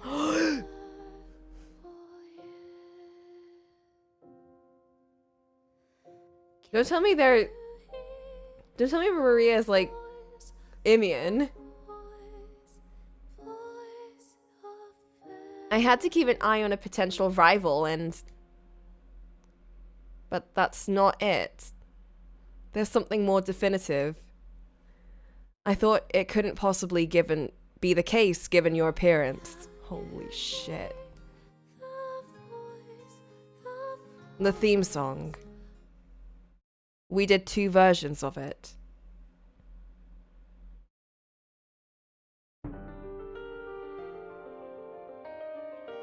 Wait, let's sing it one more time. Why, that wasn't bad at all. I want to change the lyrics, just the end part. Not the Sound River, but the Rhone River. Oh! Is Maria... But we visited the Sound. What? Is Maria Giselle? What? No, that doesn't make any sense! What? We have such nice memories of that place. I kind of wanted it to have to be our secret. For you only have the fairy song resonate within the Sound River. Okay. Let's do another recording. Okay. But I want to keep this one anyway. You said you wanted it to be our secret, but there's another, and I would like for them to know the true version of the song. He's the only person I can actually call a friend. He's important. Oh, it is Imian! It is Imian! It is Imian! So I want him to hear it too. Okay, I understand. If it is someone like that, then I support it. It is! It's Imian! There's an unreleased version of Fairy House. What I uploaded to Royum Heaven was version 2.2. The version with Sound River in the theme song is version 2.1. I only gave it to one other person. You liar! There are only 3 people in this world who would sing Sound River in the song. Wait, what? Imian! What the heck? I never knew you did that. Why did you lie? You've always said you're a man. Ah, shit. Looks like I just shot myself in the foot. I was really trying hard to make you think I was someone else. I even put on an accent and everything. That was crazy. Answer me. Imian? The one who always wrote on the forums. He was always so much nicer to Dark Knight than others, so I kind of thought that they knew one another in real life too. He was a she? A girl pretending to be a guy? Who would have thought? Impossible. That doesn't really matter right now. What's important now is... Like hell it doesn't. You were lying to me for 5 whole years. And not only that, you were actually a content creator. And one who had more hits than me to boot. Even though you always said you weren't. Oh, whatever. Is this really the time to bring it up? You're supposed to be getting the true mastermind to show himself. Well, if I don't now, then when? So, were you always looking down on me? You reveled at how I never got any hits, didn't you? And I thought you were my friend. You deceived me. Oh my god, no! So answer me, Imian. If I told you the truth, you wouldn't have kept being my friend. What? No, No, you definitely wouldn't have. That's the kind of guy you are. If you knew I was a woman, you would have stopped talking to me. And if you knew I made Farmy Farm, you would have seen me as an opponent from that point on, complete with your selfish, poor me inferiority complex. And you would have pushed me away. I mean, even now, the first thing that came out of your mouth was accusing me of reveling over your download count. Without even so much as a glimpse at the relationship we've established, the first thing you put forward is your own insecurities. But still, a friendship built on false premise. What false premise? What? As far as I know, I never lied to you. But you have. I mean, you're not a man. I never asked to be born in this body. What? Wait, are you... What is it? Transgender? Yeah, that's what they like to call it. But if you had just told me, then why didn't you just open up to me? The reason is simple. Because I wanted to stay your friend. In the end, this appearance will always be stuck in me like glue. Even if I told you what kind of person I really was, you might have just said, okay. But you can never consider someone a man who has the body of a woman. You can never shake that incongruity. But if that's the case, then, right, with modern medicine, isn't there a way to do it? It's not exactly as though you were hurting for money. Huh, what a thing to just let roll off your tongue. You think it's like fiction, and you can just flip your gender whenever you want. As far as money goes, it takes more than you're imagining, and beyond that, the physical burden on the body is huge. And despite your now shortened lifespan, what you get is a far cry from your ideal.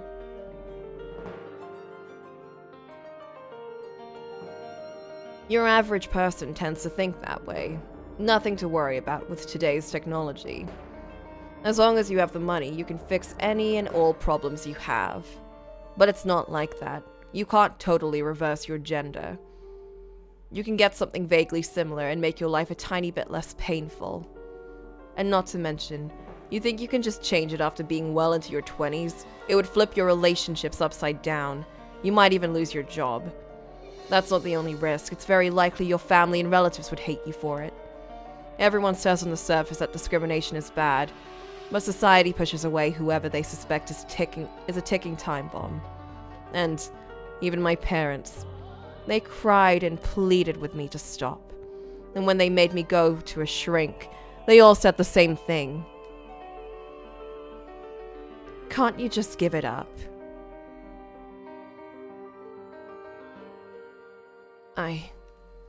In the end, I realized that the only option was, to give up. So, the only place I could truly be myself was online, or through some character in a game. You tried to hate on Farmy Farm, saying it had no substance or whatever. But you know, I made that for a girl. Huh? I wanted her to like it, to smile. I could never tell her how I truly feel as long as I'm this conflicted in my own mind. So by having her enjoy something I made, I wanted my existence to have a lasting effect on her. I mean, yeah, from a creative standpoint it lacks substance, but there was inspiration when I made it. The reason it was such a cutesy game was because all I wanted was a single girl to enjoy it. But in your interview, there was nothing like that. You think I could let them write that? That I wrote it for my girl crush? With this body? And you know what? I agreed to the thing as long as I didn't have to show my face. But they went ahead and didn't anyway. They inserted, "This is what sells better." And it wasn't like I was a big shot or anything, so my objections were useless. So I'm sure you can figure it out by now, but my outlook on the future isn't great. It's a slight stretch, but I guess that would be my reason for wanting to die. So I guess we're all pretty similar after all. Huh. Well, sorry for dampening the mood with that. Let's patch up that little part at the end and make our way to the final stage here, shall we? Wait, I'm not finished discussing this.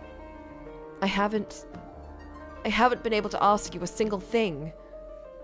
If you want to discuss, let's do it later, if you still feel like it. But what's important right now is finishing 7th Lair. Okay, let's sing, and hope this mastermind of a creator shows himself. Okay. Yeah.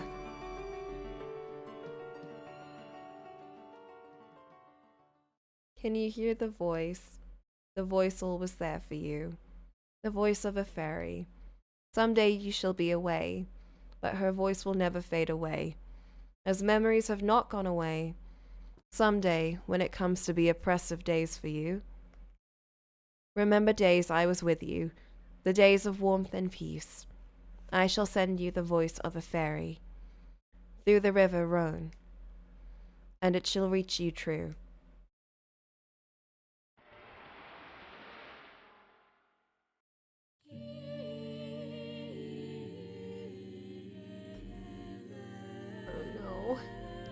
Welcome to the entrance to 7th Lair. It really... What?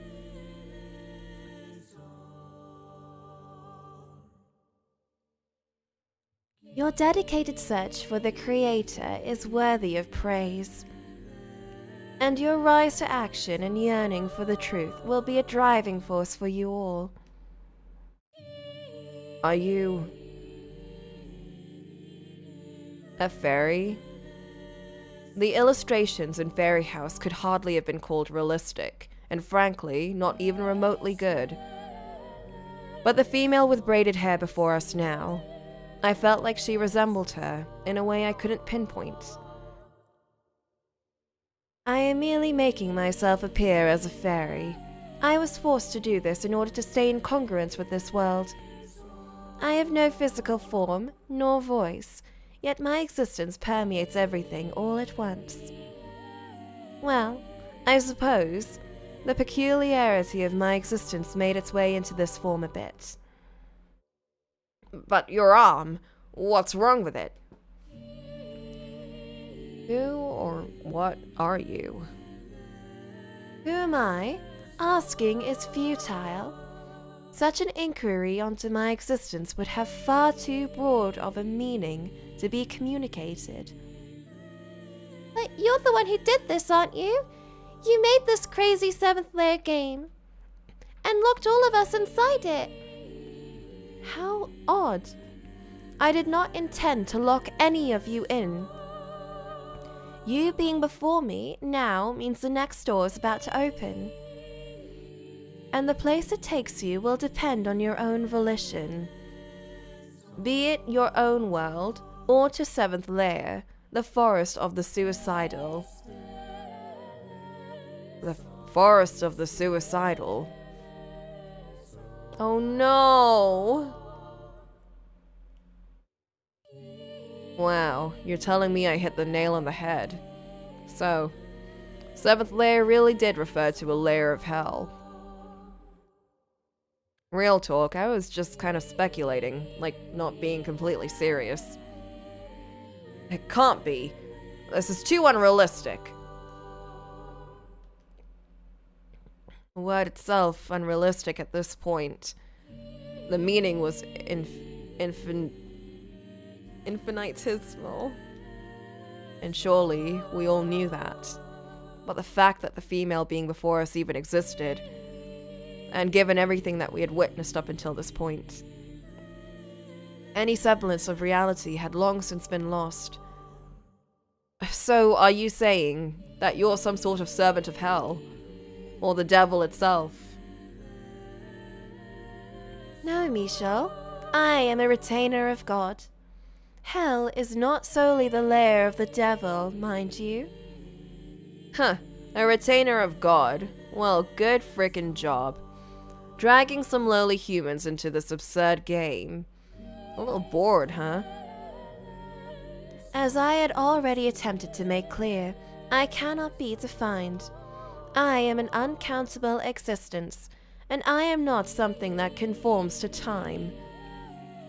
And my existence, the me that which purports to be before you, is that alone. The actual me does not exist anywhere, yet everywhere all at once. This world is not one of individuals, but only things that have an infinite grasp and perception of what is. I don't understand any of this. And now you're talking about gods and stuff? I just can't believe any of it. How deplorably empty. Dante Alighieri recorded our world with striking accuracy, and for many centuries, people were instilled with the fear of sin. But as ages have passed, the Divine Comedy has come to be but a work of fiction. But what world are we in? It can't be hell, because that makes no sense. How was this all made? You too are empty.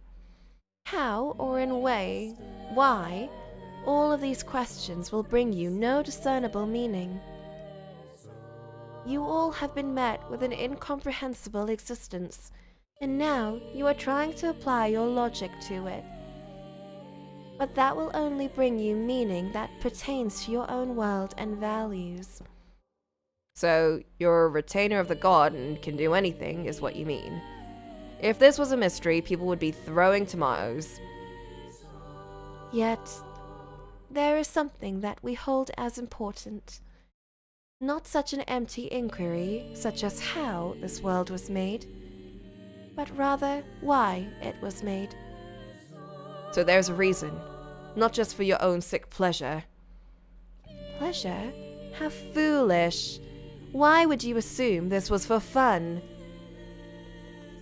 What else are we supposed to think? 7th Lair is just a game world.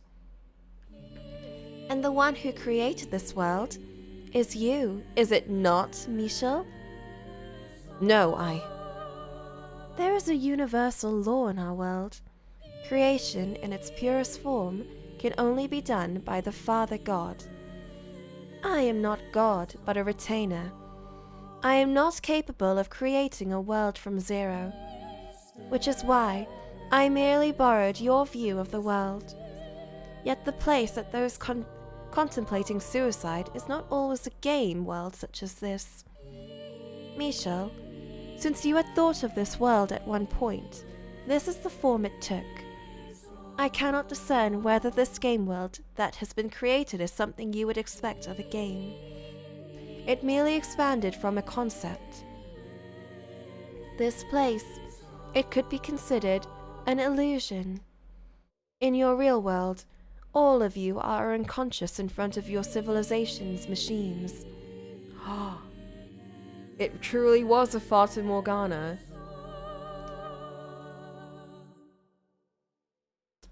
So, when we downloaded the game from Roy in Heaven, your spirits, or souls rather, were called to this world. She said before, the forest of the suicidal. No way. Could we already be dead? You needn't fret. You have not taken your lives by your own hands yet. It simply means it was a highly probable outcome for you. So it's like Imian said. One ostracized by her supposed friends. A girl who made a world of her own. That's why they let Yukimasa sacrifice himself. But the loneliness she still felt daily was overpowering. One, a man who could not rebound from his failures, who feared mingling with society, who led himself to destruction through drink and drugs. One, a youth plagued by the dichotomy of the mind and body, unable to find a compromise between the self and society, living days in pain. The painful emotions that you bear, one single push in a negative direction, was certain to lead you to end your lives. I am a retainer of God, and also the attendant of the forest of the suicidal. I understand the inner turmoil of you better than you can imagine. And through divine guidance, those souls have been brought together by an electronic platform. Like moths to a light, but what awaited was not light. I too was drawn to that place. As I watched over your emotions and behavior,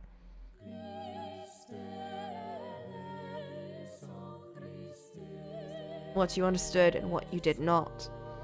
It is possible that not even we knew that. I felt on one hand that I understood her, but also that I was lost. The discomfort at not knowing what to ask or say growing. A long silence enveloped all of us. Let me try and make sense here. by all means, Michel. So you're not a person, but an existence in the realm of God, and also the attendant at the forest of the suicidal. You don't have the power to create this world, so it's an illusion created based on my ideas for a game. And all of us gathered here were those who contemplated suicide. That is correct. How good that you understand so quickly. But hang on. There's one thing that isn't clicking here. Why am I here? I've never contemplated suicide in my life. I've wanted nothing more than to return this whole time. I have a reason that I must return. I can't have a worry about me. Since I have Giselle, I have no reason to want to end my life. Did you need a vision for my game? For a game? Is that why you called me here? I said moments ago that your interpretation was correct. While my words may lack certain specificity, you have one crucial misunderstanding left within you. What do you mean? Can you stop speaking so vaguely? All of you gathered here, as I said before, are those who were one step away from your self-destruction. Meaning, if something did not spur you along, you would not have committed suicide. Allow me to tell the reason I prepared this world. It is not important how it was made. However, for what purpose is more important than anything. Then, For what purpose was it made? For what purpose did you send us to an illusory world? It was to save you. Save us? What are you saying? We went through such hardships, yet you say it was to save us? Perhaps you mistook benevolence for malevolence. No, it was a guaranteed way to save you all. I am the attendant at the Forest of the Suicidal. As part of our methodology, we do not accept such thoughts, but dispel them. So you mean you wanted to prevent the suicide? Not only you all, but I have interfered with many who strove towards self-slaughter, and as such, have prevented such outcomes uncountable times. However, interfering with you all did not go as planned, and you all came to the brink. You, guided by an invariably evil will, having no time to ponder the alternative, were being sucked rapidly into the world of the dead. What do you mean an evil will? For you and others weak like you are able to be easily infected by emotion, and particularly if that emotion is one that desires death. Your desire for death was cast upon you by a certain being. Wait. Which is the reason I created Seventh Lair and interfered in your electronic world. And as for the electronic data that was originally to be published on the first day of April, I replaced it with Seventh Lair. Your lives were all temporarily saved. I told you to wait. You make it sound like... It means that you were all about to be killed by Michel. I was trying to kill them? Why would Dark Dork? That can't be true. Michel, by some interpretations, made a masterpiece. By channeling his own malice and desperation into data, those with the desire for death would have taken their own lives with the final push from his creation. That was the anticipated future for all of you. Wait, what do you mean? Why would I ever bring myself to do something like that?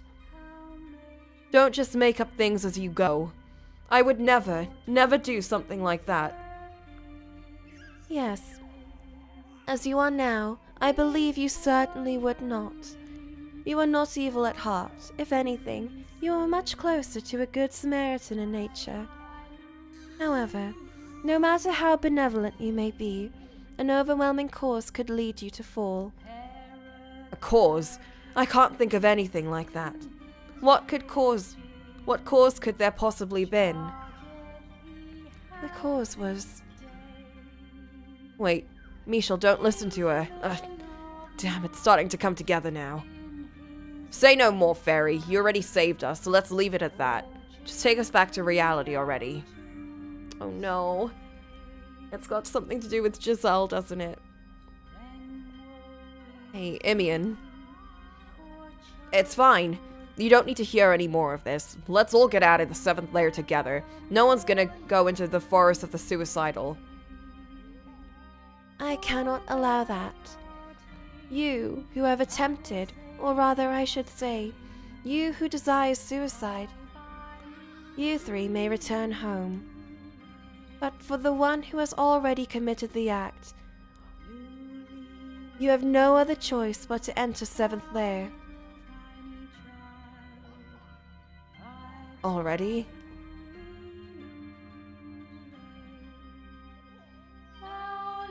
Michel Bollinger is no longer amongst the living. What? What? Yes, along with the game data infused with your death. You initiated the suicide of others.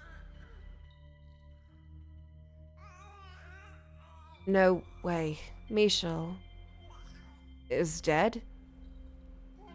The cause for your suicide became a powerful motivation for your final creation. And that ended up being a masterpiece, one that would influence others who had a similar desire for death. What could that be?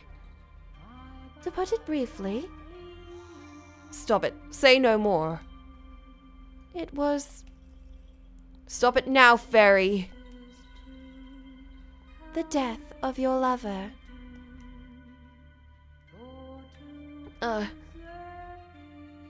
I had taken that memory from you temporarily. Which is why I took all the memories of the death of your lover as well. And now, I will return them to you.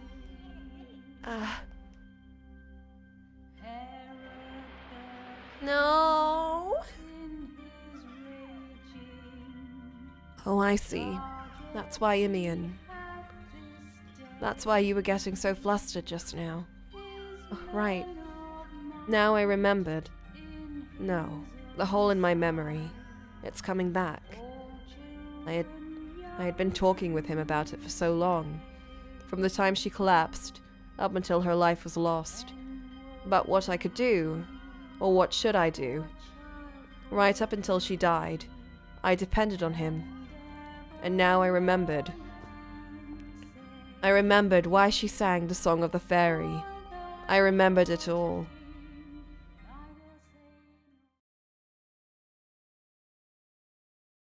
God damn it. I had a feeling it was something to do with that.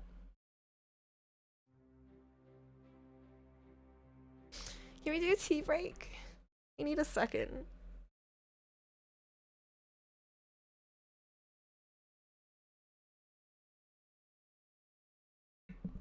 Welcome back.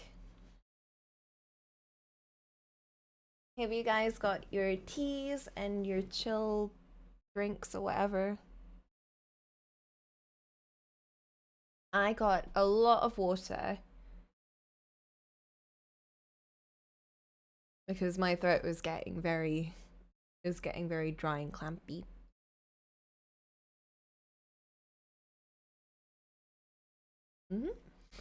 Yep, I'm ready to continue. I love how this series really likes dropping really huge things on you and then just moving on to the next scene. Like, all right, cool. Yep, sparkling water, nice, hell yeah. Oh, I'm gonna get some later too. Let's play. After we officially became a couple, my lifestyle changed a bit. I didn't plan to quit making games, and I even felt like I was ready to make a good one. But I was also thinking about getting a real job. My intentions were good, but a 27-year-old with no reputable working experience couldn't just walk into a job in this world. So, after some thought, I started working a non-contracted job. What I chose was editing. This was probably because I felt a need to be a part of a creative process. I slacked when it came to updating Royum Heaven. Imian teased me for a bit for being busy in the sack, and that may have been true to some extent. But the biggest reason was that I was quite busy with work, and the next game I wanted to make was a big one. I had trouble bringing my ideas into focus, but I wanted to make something Giselle would like. Going a step further, I wanted to base the game around her image. An illusory world that fit her captivating jade eyes.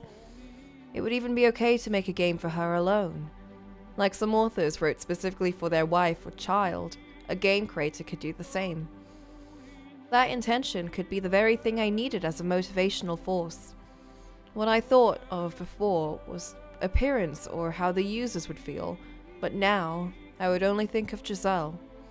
It may take some time, but I felt like in 2013, I could make something good. That Christmas, I spent it with a lover for the first time in my life.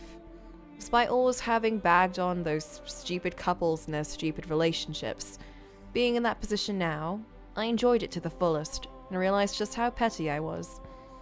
To suit the season, many would reserve a fancy restaurant and then maybe a lavish hotel afterwards, but we decided to stay local, only eating at a slightly better place than usual, then relax with a movie we rented at home. I liked the movie The Umbrellas of Cherbourg, and she said she wanted to watch it with me. I didn't feel it was good to watch as a couple, so we went with The Young Girls of Rochefort. This was a great movie with scores from Michel Legrand. She enjoyed watching it the whole way through, and that made me happy. I was sure days like this would continue into the next year. All couples in love undoubtedly thought the same. You'd have to be truly twisted to think of anything else during a special day like this. It wasn't until a month later. I think most were still in the New Year spirit. With a voice drenched in confusion, fear, and shock, she told me over the phone. They said I have cancer. What? All that I could utter were perplexed grunts. Knowing what those words meant linguistically didn't mean I understood them. No, I was refusing to understand. They found something when I had a test not long ago. What? Wait. Just hold on a minute. What does that even... She must have been terrified. She was the one in despair. She was the one trembling. I needed to be the strong one and say something to comfort her, but I was assailed by a sudden, limitless darkness. Like all of the world had vanished. And what set in next was panic. But I will be having surgery. It'll be okay. Her voice was the one trying to console, yet I was the one who needed to tell her it'll be okay. Yeah, right. It'll be okay. With modern medicine, it's not even a serious illness. That's right. I mean, look at how shipshape I am right now. Yeah, that comes as a big shock. But yeah, let's be careful until you have your surgery.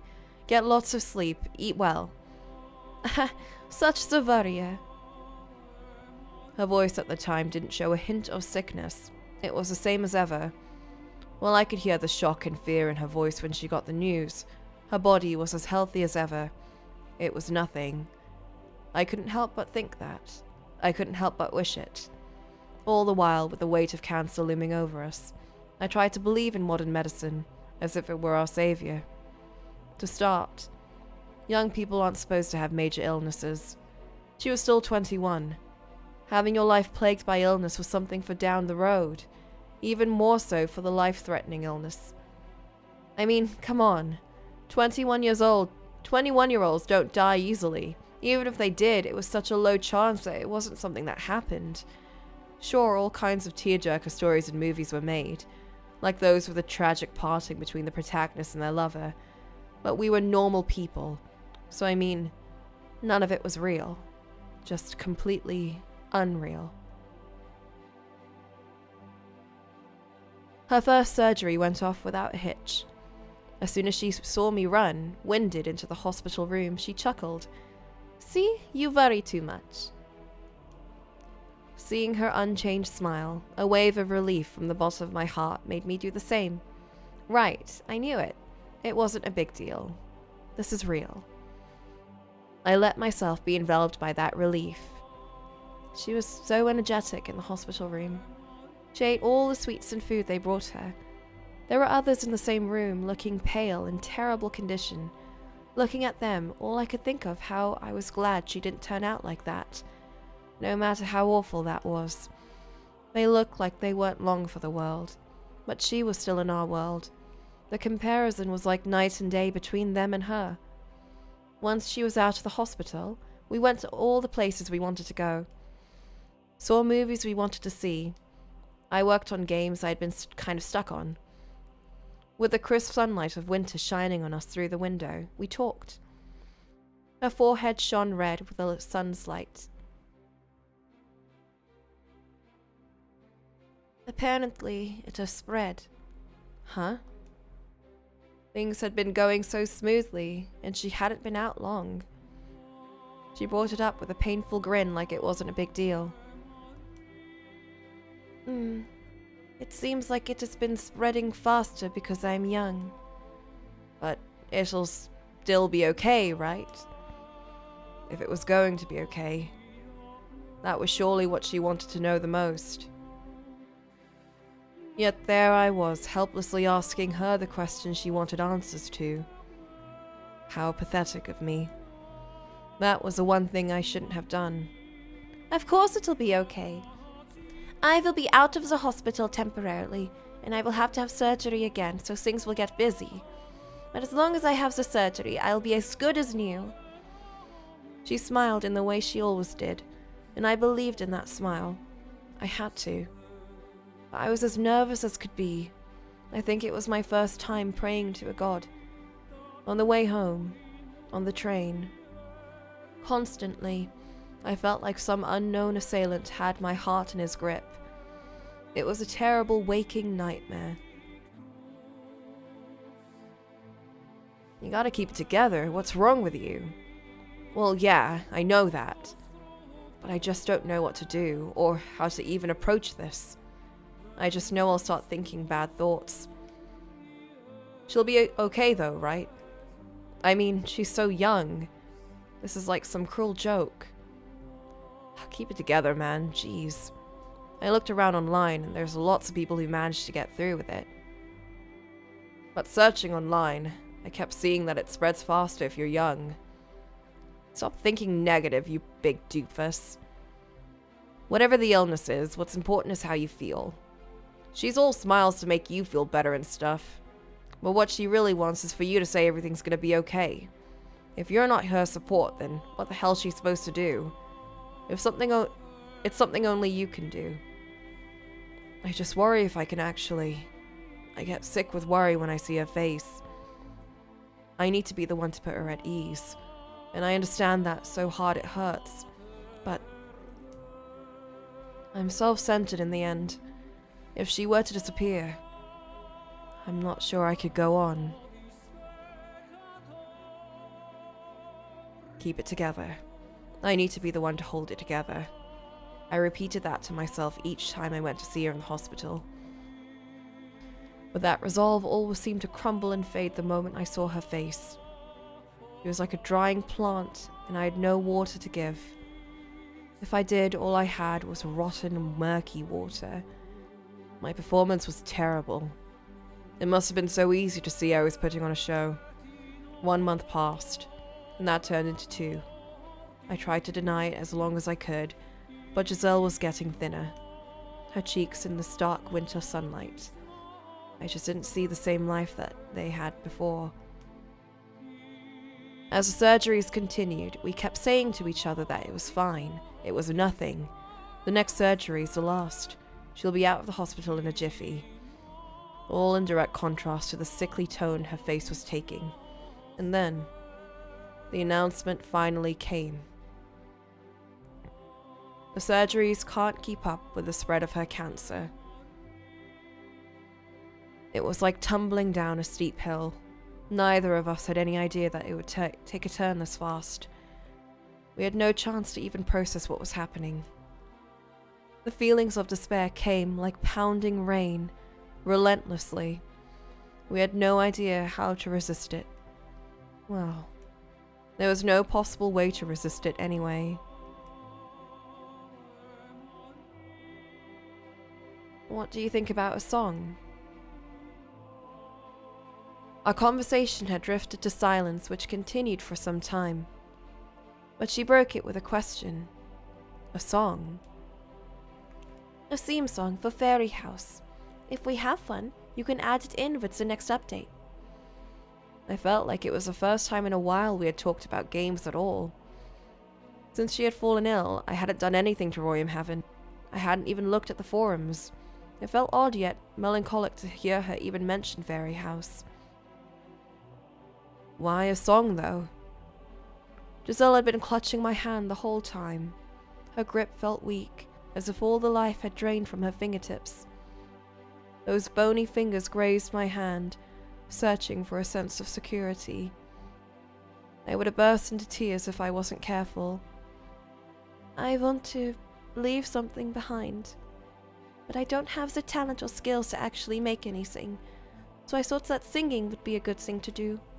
I can't sing like a professional, but if it's okay with you, I want to be a part of your game. Can I? It's as though she was... Stop talking like you won't be here. You can do it any time, after you get out of the hospital and get better. Then you can sing.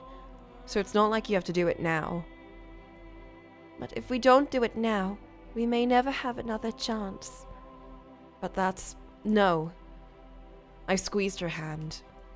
A shockingly frail hand was light as a feather. In a raspy voice, I pleaded, "Please don't say that." I didn't want to hear that the end was near from her. Everything was going to be fine. Even with how fast it spread, medicine can help. My wishes were borderline delusional. Her voice in that moment was frailer than I thought possible from her lips. I don't want to be forgotten. Like a levee had broken, she burst into sobs. I know I need to sort out my emotions. I've been thinking a lot that I need to make my death not be a burden on you. So it's better if you forget about me. I know that already, but it's so painful to think that my existence will fade from within you. It's so much harder than the physical pain and anguish I feel. She took a deep of a breath as she could after her outburst. I think it was the first time she had gotten so emotional with me. She had always been so considerate. She was the one who was sick, but she was always the one to smile and reassure me everything was fine. But she was just being smart, thinking logically about what kind of future she had to leave for me. She didn't really feel that way, obviously. It was so obvious, yet I hated myself for being so helpless as to make her scream like that. So what she was saying was that she wanted to leave her voice in my game. She wanted to leave her mark on the world, and it was for me. Forgetting would be so much worse. Running my fingers along hers, running my fingers through her hair, like always she was there, and I felt her. But I had an impending sense that always was about to disappear. I blinked hard to shake the image from my mind. Blinking like that made the tears well up in my eyes, stream down my cheeks. What I couldn't hold back was now spilling out. At first I thought it was a miracle. Even if I could relive my life again and again, there would never be another you. You accepted my games for what they are, and I started wishing that you could have accepted all of me for what I was, and then that came true. There will be others who like your games for what they are. No, Giselle, that's not what I mean. I started wishing that it would be you, and that it would be you who accepted all of me. It had to be you. That was just how it was. Your words, every one of them. They were what saved me, both as a creator and as a man, although I don't think you exactly knew you were saving me. I had lived 27 years, never recognized by anyone. I felt like every corner I turned, there was someone telling me I was worthless. But that person who gave worth and meaning to my life, that person who expressed love for me, the person before I realized was my everything. I could never forget her. Even attempting to forget would have been impossible. It wasn't some temporary impulse either. I'm pretty sure it was a sense of certainty that only someone who had been a creator for so long could feel. To create something, there needs to be motivation, a driving force, and that had eluded me. But she finally filled that hole inside. Her existence had affected me deeply, and she was now the center of my life. Whatever may happen, she was now an impossible thing to remove. Until I grow old and die, my only love will ever be you. I said it quickly, through gasps between my breaths. She went quiet before trying to say something, but she again closed her mouth. I had a good idea of what she might have said, though. She wanted to tell me I was wrong, and I was sure she wanted to say it for my benefit, but I didn't want to hear that from her. I wanted her to understand I wasn't just saying this on an emotional impulse. After another long silence, she spoke again. It is like something from a storybook. She smiled somewhat jokingly, like always, but not quite. There were tears running down her trembling cheeks. We embraced to try and console our mutual despair. When our tears finally stopped, the sun was already low in the sky. Watching the fading sunlight out the window, I spoke again. What kind of song do you want to sing? I couldn't think of denying her request. Let's see. I think a gentle song would be nice. As if she were perfectly calm, she answered in a voice I knew all too well. A gentle song. That vague way of putting it actually suited her. The lyrics? Can I think of them for a bit? I nodded. It was the least I could do. The next day, I was supposed to record her singing. We couldn't sing in the hospital room, of course, so we used a grassy area outside to do it. She sat under the shade of a tree. I held up the best voice recorder we could manage to get. I waited for her to begin.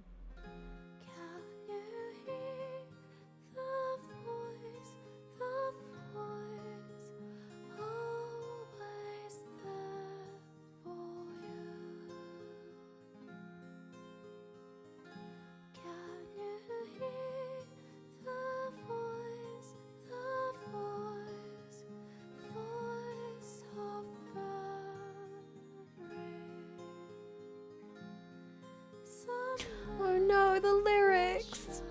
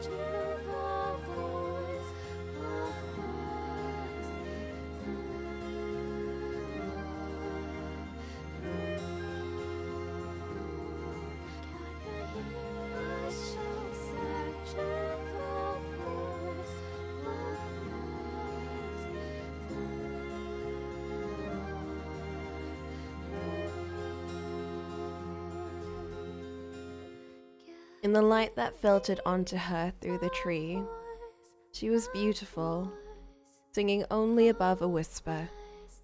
She had no makeup on, and she wasn't dressed stylishly like when we went on walks. Her face had lost its colourful vitality, and her hair seemed dry, without its usual sheen. But even still, she was absolutely beautiful. I would have been fine with time stopping forever, How are you going to make the song? I don't know anyone who can make music, so I'll do it myself. You know how? I've never tried, but I'll do it. I'll do it just to show you that I can. I wanted to make an amazing game, using you as my inspiration, but I had always been talentless as a creator. I always dwelled on this and that, and get lost along the way. I don't think I'll end up making it a reality now. This was likely all I can do for you now. I didn't say that to her, though. I worked on the song, constantly, almost without any sleep. I'd never made even a single song before. I didn't know how to use the software. I couldn't read music. Even in music class, my grades were the worst. Music isn't a world someone can delve into without any knowledge. But despite all that, I was compelled to.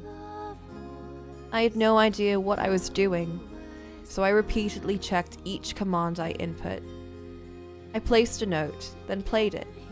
It would take me a whole day to make only 5 seconds of the song.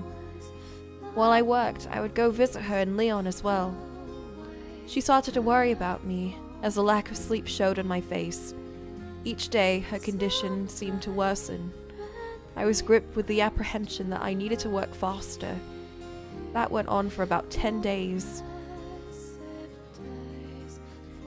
It was a simple song, just a minute long, but I'd put my heart into it.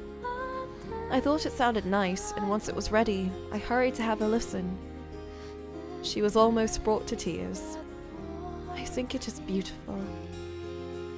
Those were her words. And then, on February 14th, the updated version of Fairy House was released. It was version 2.2, the one with Roan in the lyrics. I released it into the void of the internet. I wanted any and all that would listen to her voice, to hear her voice. I loaded it onto a large free game site as well, and some other sites I'd overlooked until now. I wanted to get it out anywhere I could. The voice of a real fairy, and my creation. I wanted people to see it. As for responses, there were some. The song sucks. How do you play this game? Couldn't do it, it's already in the trash. This isn't worth releasing. What is this, karaoke? Hahaha. Why is there even a song? POS, not even worth it for free. Hasn't he ever heard of mixing? Can he not delete the song? Pretty shitty. Why did I get my hopes up? Why did I think that everyone would somehow magically appreciate this? Where did that lofty idea even come from? To think that strangers would understand what she and I had shared together. I was dreaming the whole time.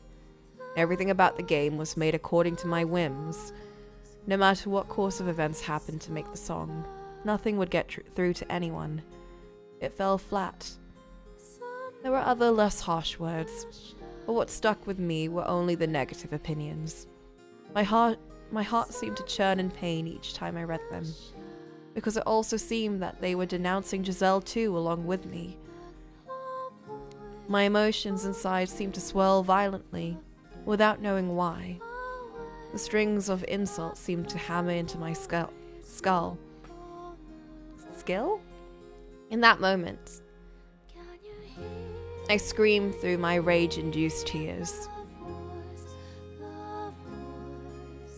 How was it? Was there any reactions to it? With her eyes as full of hope as they were capable of, she asked me hesitantly. To that face, I couldn't possibly bring myself to tell her the truth. I couldn't tell her of the heartless words I had seen, so, with as convincing of a fake smile as I could muster, I told her. Everyone said it was really good. I'll never forget her unabashed smile in that moment. But the emotions inside me, black and bubbling like a festering wound, didn't go away. Giselle, as if she had finished all that she had left to do, passed away a few days later. Like a dying flower dropping its last petal, it happened so fast. Seemingly the instant the cancer had been discovered, she had disappeared from my side.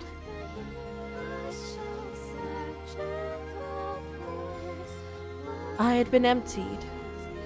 There was now a void within me, as if the root of everything inside me had been yanked up and discarded.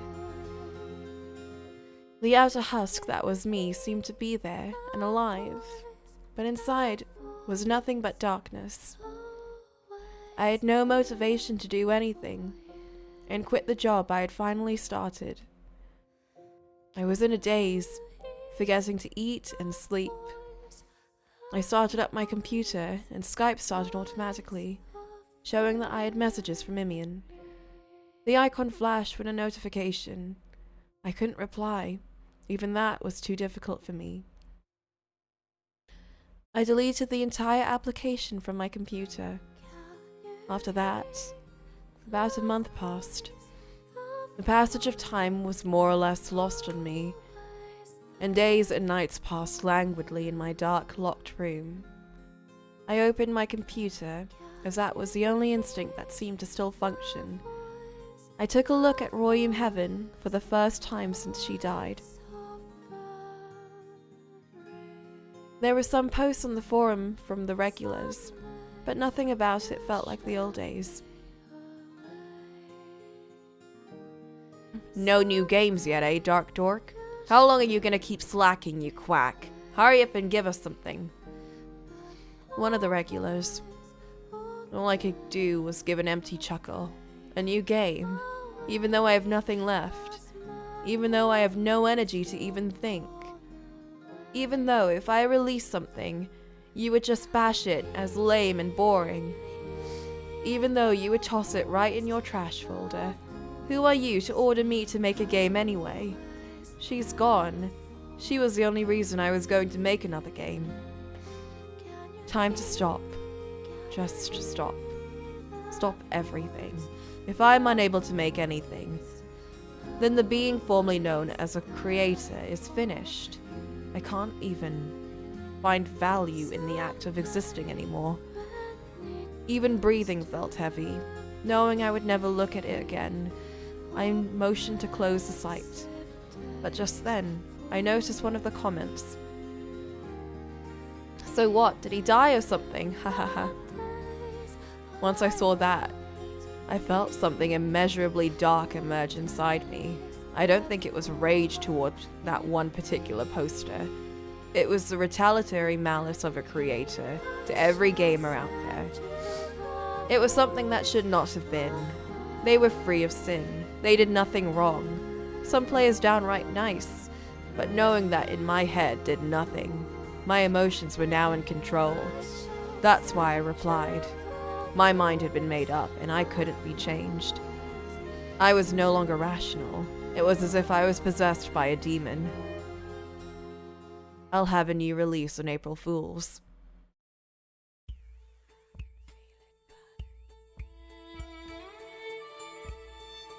Why did I get the urge to do that?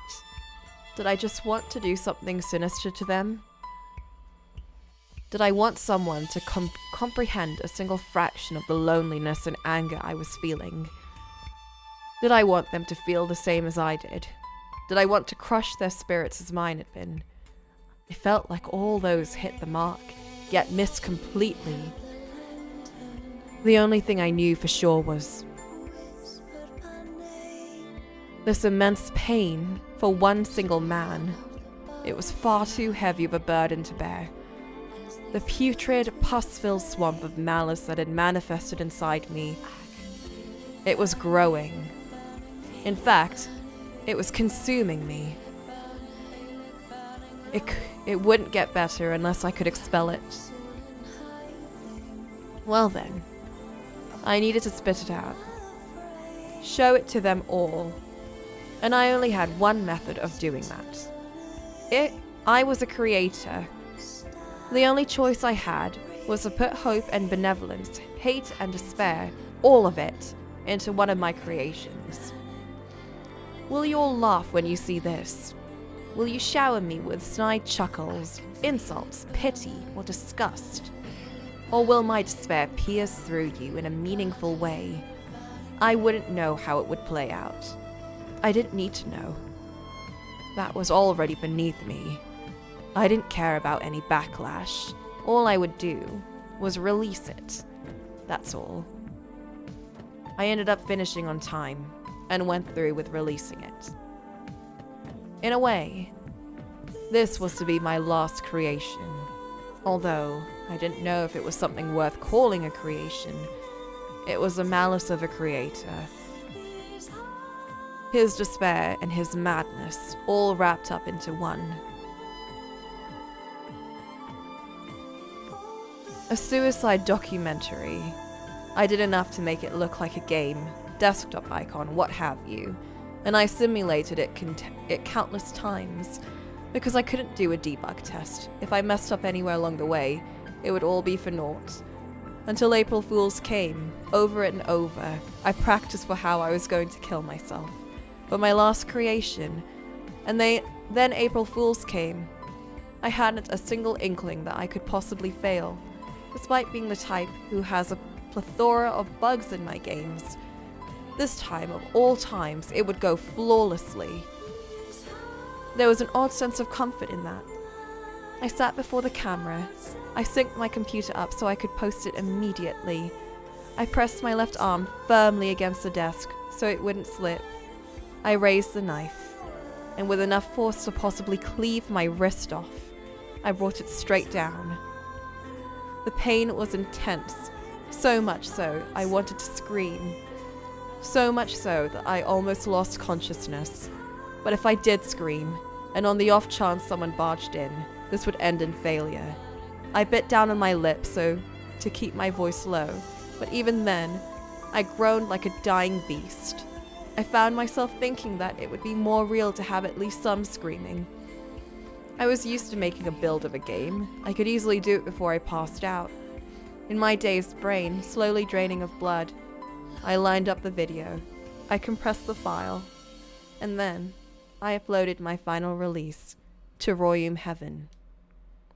It was what I wanted, to unleash my spite. That was the truth.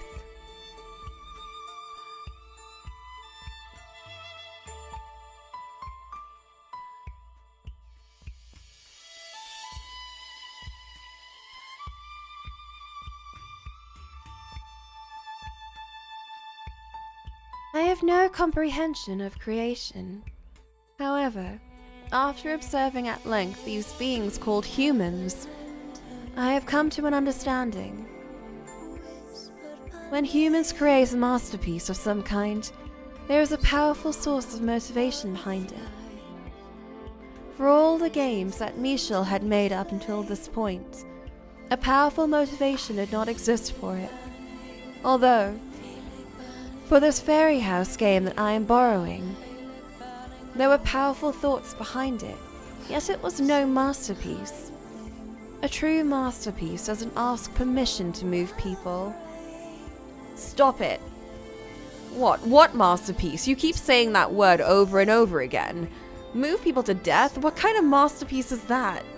You can't call that a masterpiece. That would be just a painful heap of despair. Michel, hey, say something. Tell us this is a lie. Something as crazy as pushing people to suicide. You would never do that, right? Michel! I don't know if I was trying to push people, but it's the truth. Michel, I tried to distribute a game that was infused with my own death. And in that, there was malice indeed. I remember everything. The pain at the time, the loss, and the spite and hate building inside me. The desperation and madness. It's all true.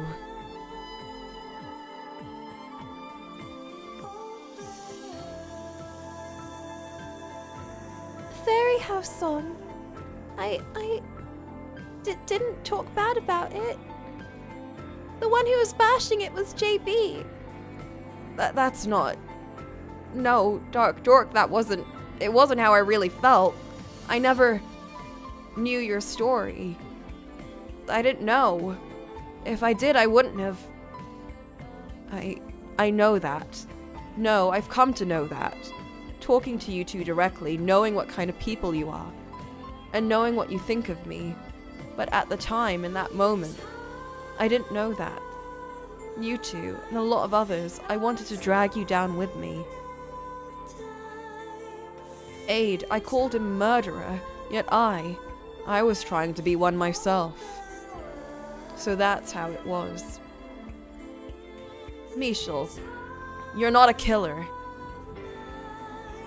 If the fairy here hadn't switched it out at the last second, I would have been.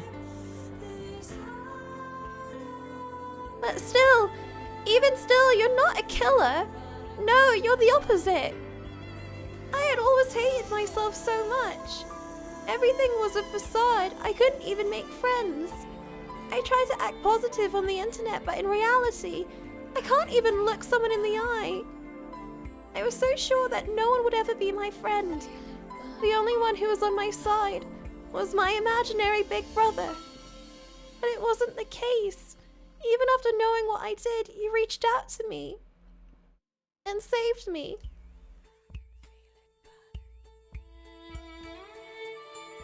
The things I wrote on Royum Heaven, it may have seemed like I was just causing hardship for everyone. But something about that place told me it was okay to be there, so I made it my home. It was fun for me. And this role-playing experience here in 7th Lair, it was fun too. I think I was saved also.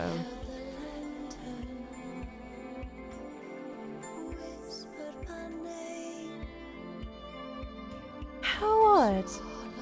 Will you not denounce him? Thinking back to the cause of all of this, Michel is the perpetrator. You are now aware of his heinous behavior and the depths of his insanity. Denounce him? What is wrong with you? How could we attack Michel for this after what we've heard? If you had not met face to face, and he had initiated your suicides through his electronic work, do you think you could say the same thing? Sophistry is unnecessary.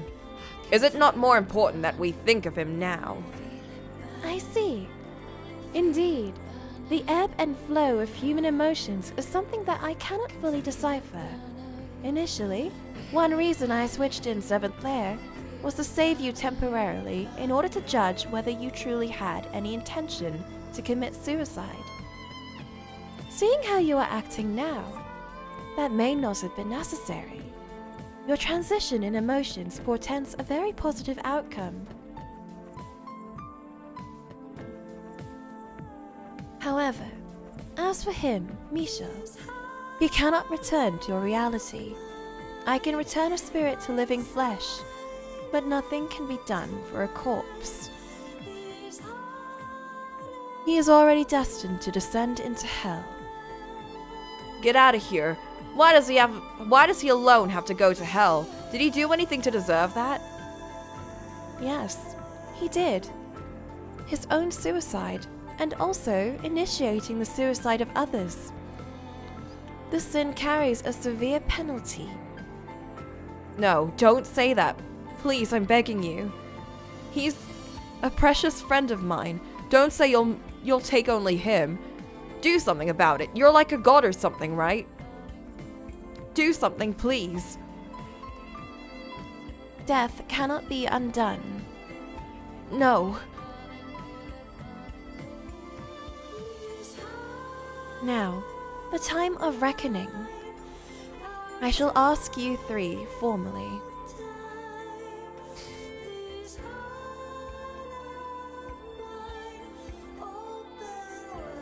Do you intend to return to reality? Or do you wish to stay here as you are and enter the forest of the suicidal as one of the deceased?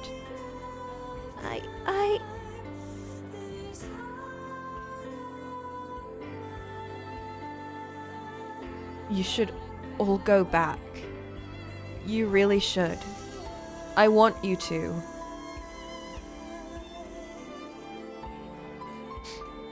Right now, I'm full of regrets. I regret my decision at the time. If only I had realized so many things, realized them sooner than I did. The one who puts thought into something isn't just the creator. The players receiving it do as well. Creation is a one-way street, and you can't actually see the recipient's thoughts. But there should have been a way to get closer. And there was. The people gathered at Royum Heaven. I could have gotten closer, asked what they were thinking, and then I may have been able to visualize. I may have been able to see what was behind the text. I should have tried to know who you were before I made something as heinous as I did. Your true selves.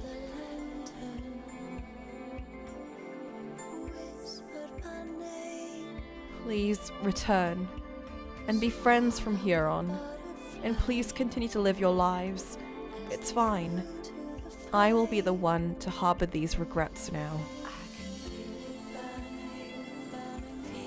I won't. Imian. I said I won't, Michel. There was one more thing that I was keeping from you. I said just before that I made my game for a girl I liked. I was talking about Giselle. What? I made it for her. I had feelings for her for some time now, and I was the one who told her about your games. The friend she mentioned all the time, that was you. Yeah, it was. I didn't want to imagine her ever in a relationship with someone else, like with another man, even though I knew that time would definitely come. I wished so badly for it to never happen. I wanted her all to myself. But I knew that was unfair of me, and I was kind of pinned between those conflicting emotions. But then it occurred to me, if it was you, I could let you have her. If you were her boyfriend. With me one step back, I could essentially keep watch over her with a smile. Anyway, that's how it is. I thought of you as a one-of-a-kind friend. I'd never met you or even seen your face, but you were a valuable enough friend that I could pass the girl I loved over to you. Imian. And now my friend, and the girl I loved, I've lost you both. Continuing on now would be impossible. I can't accept that reality. Is that so? Then you are saying you too will enter the forest of the suicidal? Yes, No. You can't. You absolutely cannot. And why not? How selfish can you be to force me to live on my own? Yeah, I know. I know I'm just being selfish. And I know I'm in no position to force you. But even still, I want you to live. If you die, then nothing remains. We both disappear, and it's bye-bye forever. Well, what's wrong with that? You won't need to concern yourself with me anymore. Everything will be gone. No. Leave something behind. You can do it, and you have the talents to do it. Do you remember our argument from before? I told you that. Even if a lot of people have something, you can't say it. Oh, one sec.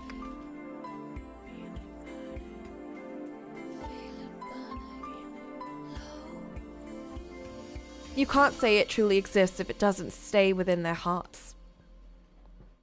I did say that. Yeah, you did. But like you said, that was only a way for me to tell myself I was in the right.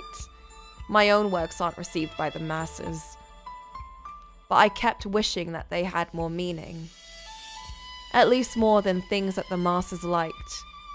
But in the end, I think a lot of the things people enjoy definitely do have meaning. I'm sure that if the games If the game wasn't made with her in your heart, no one would have thought that it was a fun game. But there was that driving force behind its creation. It became one that people talked about. But I no longer have that inspiration anymore. She's no longer here and you're... But there is. Your own conflicts, you have yet to express those. And if you can't speak of them, or show them in your attitude, then infuse your creations with them. You have the ability to materialize your desires. I know you have that talent. Don't err in the way to express yourself. I know you can walk a better path than I did. You can't just say that and expect. A long time ago, you told me something. You need to struggle in order to survive. Well, I'm throwing those words right back to you now. Struggle and strive in your creations. That's my request to you now. I couldn't do it, but I think that you can. I want you to let me entrust that hope to you. Imian, you and I think we were good friends. Damn, you just say what you want. You foolish, selfish, lost cause of a man. Even in our chats, you were always wishy-washy, immediately turning negative on everything. And to top it off, you off yourself. You're just you. Ugh. Imian, listen up, Michel. I'm gonna make something so huge that it'll reach you at the depths of hell. And I'll keep living my unstable life, and I'll die a ridiculous death myself and go to hell. And when I do, you tell me what you thought about it. Yeah, you bet I will. You stupid idiot.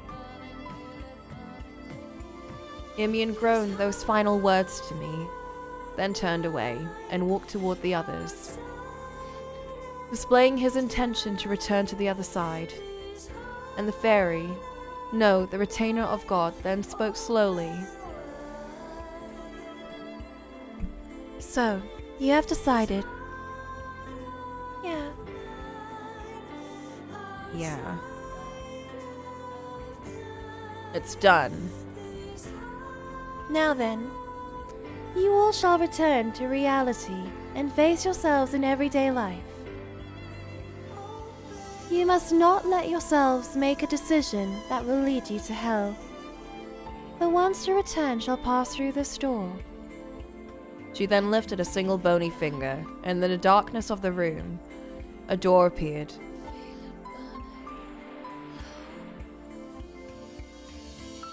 Her fingers then pointed straight, urging the three of them on. Doc, no. Michel. I had fun getting to know you, and you definitely saved me. So I don't really know what to say, but I won't ever forget you. There's a lot of things I won't forget. Thank you. And take care of yourself. We have to part so soon after becoming friends. I wanted to have deeper talks with you. We could have drank and griped about this and that. I think we could have had some fun times. And I feel bad for hurting you. My actions weren't against you individually. You don't need to apologize anymore. So we're really leaving you now. Honestly, it doesn't feel real yet. But if you now remember that you actually ended your life, then I guess yeah. Goodbye, Dark Dork. Goodbye, Jacopo. No, let me do the same. Goodbye, JB. Yeah. Hey, is this really okay? Huh? You're gonna descend into isolation. Are you really okay with that? If you feel like you need a companion in this, I can go with you, you know. It's mean to pose that question. I wouldn't ask that. I see. Okay. I guess it's goodbye. But remember what I said. Until we meet again.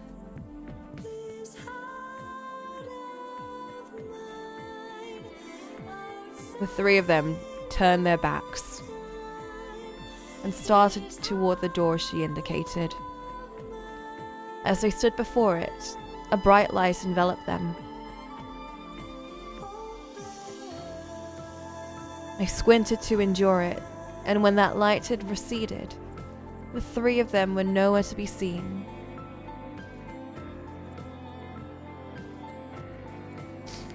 So they're gone. Yes. All that remains now is to guide you to 7th Lair. Oh. Fairy, can I ask another question? I am not a fairy, but yes, what is it? Why did you take my memories? There should be some rules that you have to follow. Whatever the matter may be, for what purpose is essential, you said. I don't think you would have taken my memories without a reason. Indeed. As decreed, those who commit suicide can never be forgiven and must remain in hell for all eternity. However, much has passed. As compared to before, those who have fallen into the forest of suicidal have increased. We thought to expand our perspective on the issue, slightly, to consider whether all must continue to bear their sin or not. Your soul, at some point, may be able to be freed from hell. For those who were able to save others, we have begun to reconsider their circumstances. So, the reason you took my memories? It was to see your spirit in its original, purest form, and to determine in what way you interact with others. So that's why. Not only them, but for me, you gave me a chance to be saved. Well, such is my duty. I suppose I should say thank you. It is not necessary. You are still going to hell, as I have already said. Yeah, I got that. But let me ask another question. Every once in a while, there are some odd comments on the Royum Heaven forums, almost like spam.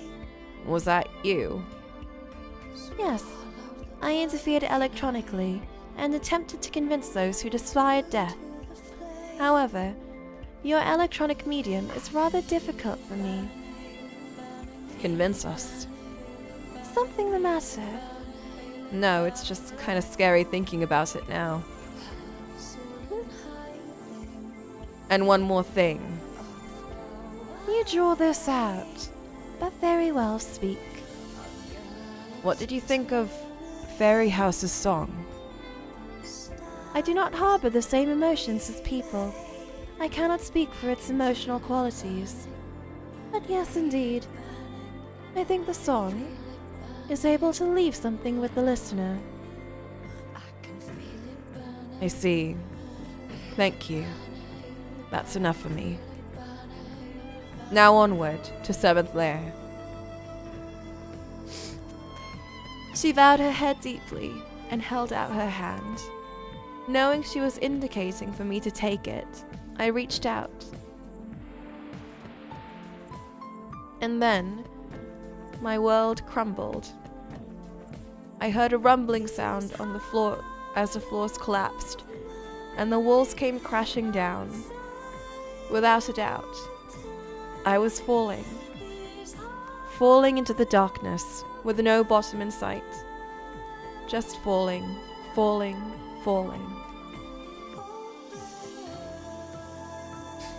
But in the next moment, a white light scorched my eyes, and behind it, I could make out a girl with long hair. Her body seemed draped in silk, like an angel. I couldn't make out the details of her face or body. All I knew was that something utterly pure was before me. She grazed my cheek with her finger and gave me a gentle kiss on the lips. It all felt so familiar, like something I loved dearly. My motivation, my everything. But after a brief moment together, she went up and I down, and as if both heaven and earth tore her away, she disappeared.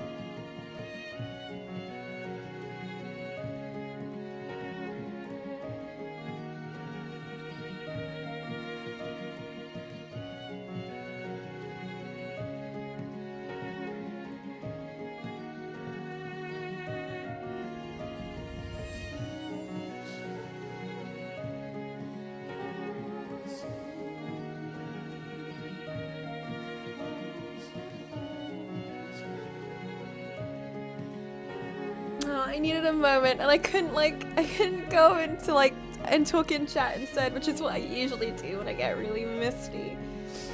But because then the game would just stop and it would be awful. But holy shit, I love that. I was like, you know that section where Michelle and Giselle were talking to each other and she was in the hospital? My face was leaking the whole time. It was awful. Oh my god, what an incredible game. What's this?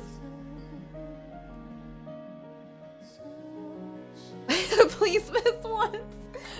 Never! Never! And one day we'll get that other one. What was it? Narcoma. One day we'll get Narcoma and it's gonna be incredible. I'll talk a little bit about what happened after. Oh. Firstly, we all awoke from 7th Lair and before long met up again. The place, Paris, France. Of course, it was easy to attend a certain individual's funeral. The funeral of the owner of Royum Heaven. To us, he was known by his screen name, Dark Sword Knight, which, yeah, is a little corny. But he was an honest and pure man, and that's what led him to death. His real name was Michel. I had known Giselle for a long time, so I was able to determine where he lived. I was also successful in contacting his family. After I heard the day of the funeral, I contacted Pinky Rose and JB since we were now connected online. Their real names are Jacopo Berzati and Nellie Rhodes. Jacopo resided in Italy, and Nellie in England. It was quite the distance, and I thought it'd be hard for them to make it, but they managed to arrange to come on the day. And at long last, we met in the real world. For our first offline meetup to be a funeral, sheesh. Jacopo bitched as usual, but I could see his eyes were slightly puffy, so he likely cried either on the plane or train coming to France. Nellie, unlike her spunky self we saw in 7th Lair, seemed like a scared little creature. We already knew one another, and I tried to tell her she didn't need to be scared, but it's scary with all these people here. It's been so long since I went outside, was how she replied. I'm surprised your parents gave you permission, girl like you traveling all alone. I thought it out loud. I told them everything. I knew they wouldn't believe me about the 7th Lair, so not that part. I told them how I had a really good friend online, and he really helped me, but that now he's passed away. I told them honestly, and my mum understood. She even gave me the travel money, she answered, looking shyly down at the ground. He stood before a small graveyard, or rather, looked at it from a distance. While the coffin was being lowered into the ground, there were relatives surrounding it. It wasn't an easy situation where a group of 3 like us, all different ages and nationalities, could just slide in and say we were friends. I'm kind of like... Maybe 7th Lair was all a dream. That was the first thing I hoped for when I woke up, but that was an empty hope. He was dead, sure enough, in front of his computer, with a knife in his wrist. They said he was found in a pool of blood. It must have been a ton of blood. Must have hurt too.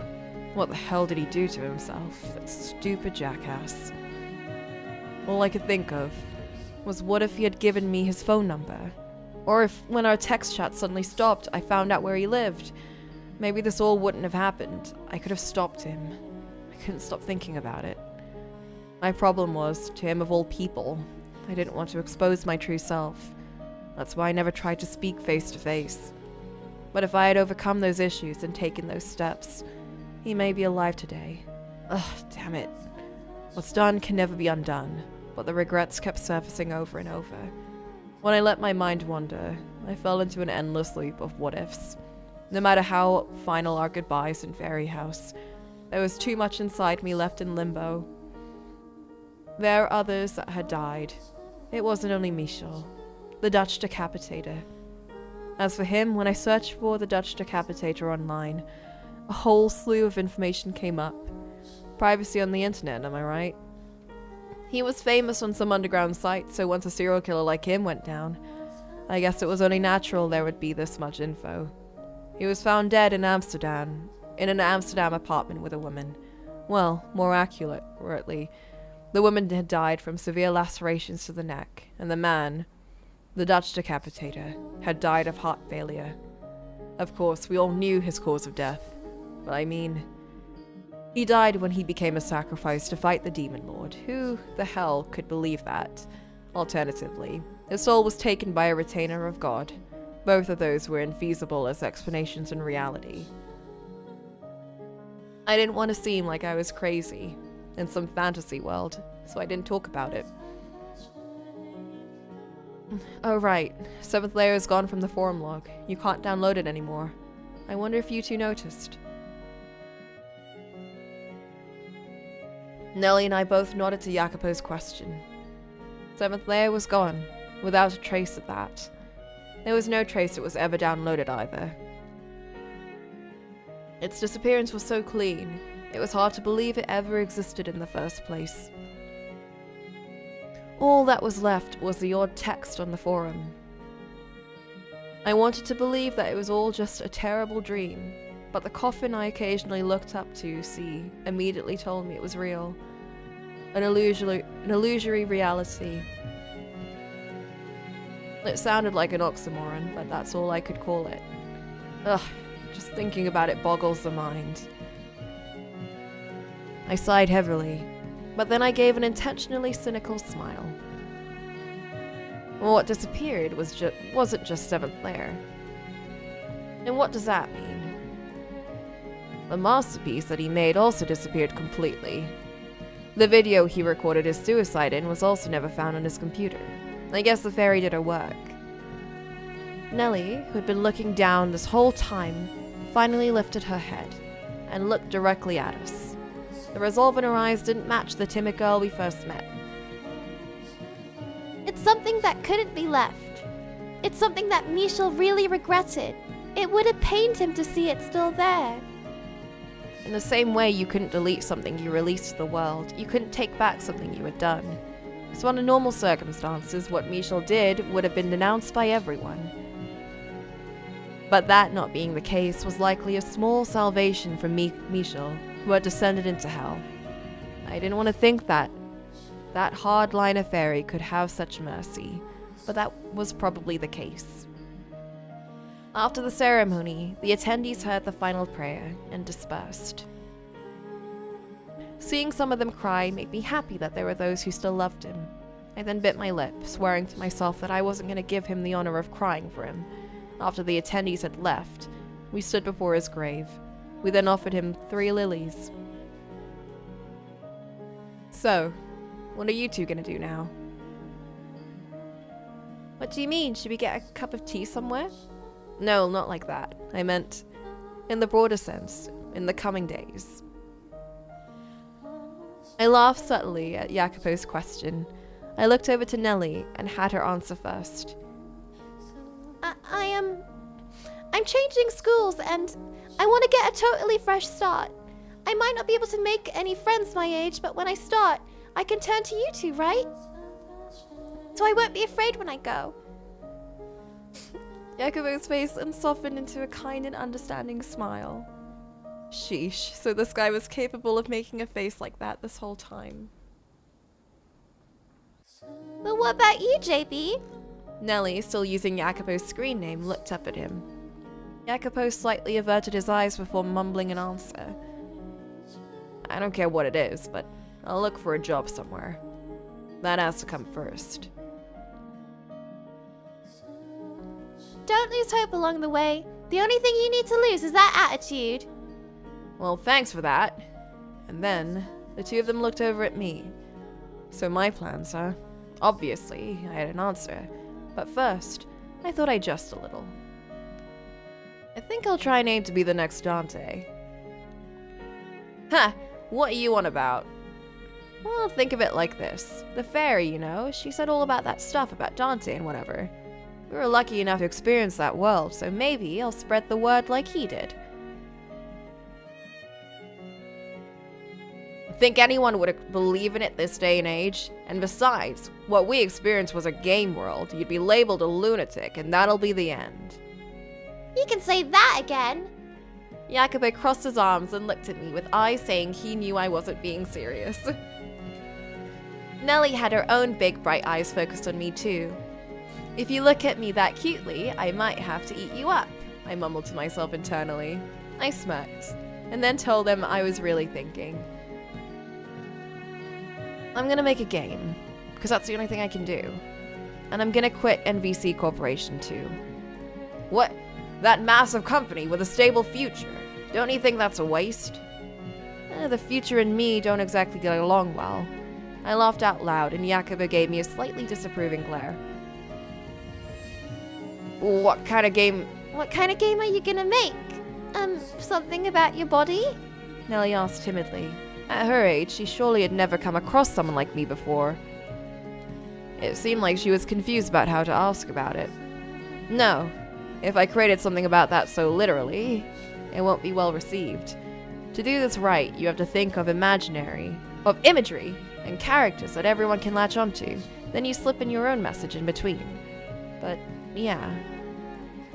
The spring wind blew by, as if stripping us of our emotional pain. Or maybe it was pushing us to pursue our dreams. I want to try and make it. I'll cast it into the wind and see whether it'll sell or not. Naturally, the title will be Seventh Lair.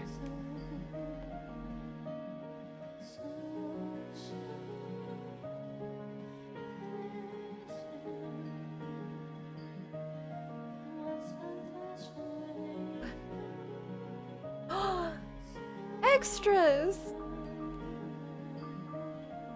Oh man.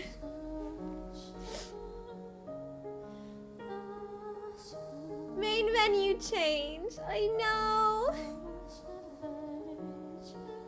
I'm so curious about that then. Is that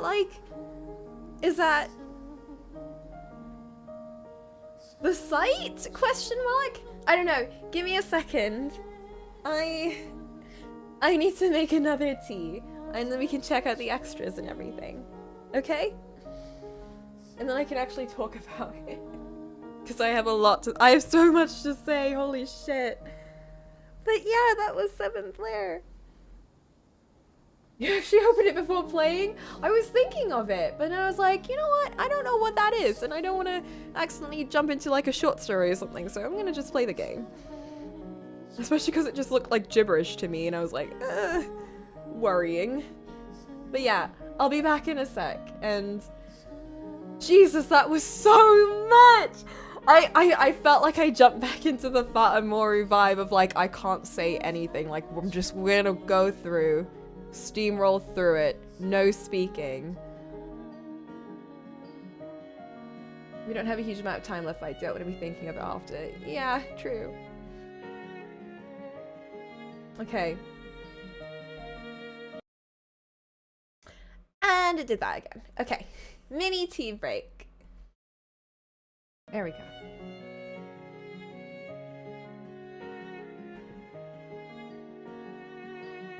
I said I wanted to talk about things, but at the same time, I'm kind of like, I don't know what to say. This is the pains of not being able to talk during the whole thing, because I was very like, I was feeling a lot during the thing, but I also didn't want to like actually like cut in, because I didn't really feel like cutting in too. Let me just hold up. Let me turn this lower again.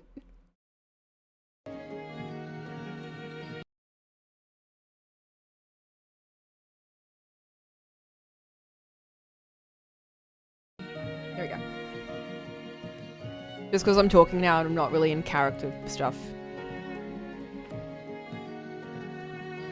So it's an actual website. Let's open it. What the heck? Oh my god. I'm sorry, you need to see this.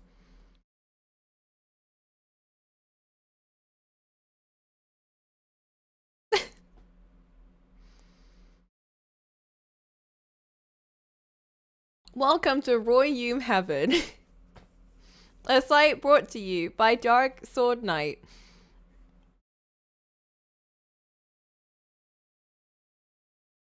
Bro.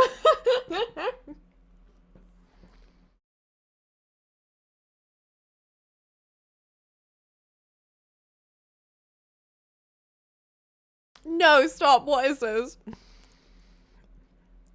Dark Sword Knight. Sex male. Birthday December 31st, 1985. Lives Paris, France. Jobs creator. Creator. Likes une saison en feu. La spleen de Paris. Blah blah blah. I'm assuming these are films. Dislikes carrots. The world, bro. Email. Roy Hume have an email. I release my games for free, but please donate if you find them interesting. It will allow me to keep making them. Thank you. I use PayPal and Gumroad. The link is on the games page. Other info. I am also often on World of Warcraft. He's a WoW gamer. And Ultima Online. If you have an account, email me and I'll join a game. Ultimate Online servers are still going strong. It shall never die. I've never heard of that. I deleted my diary page. Someone posted it on another site and weird people started coming around. I'm not lame, I'm a stand-up guy. Spelling it heaven was on purpose. Stop. Wait, no! But then they ruined it in translation by not spelling it that way. No! Fine. Game. Fairy House. Download? Can you download it? Oh. Oh no. You can't. I love that it leads to, oh look, it's Dark Karma. I love that it leads to like the actual site though.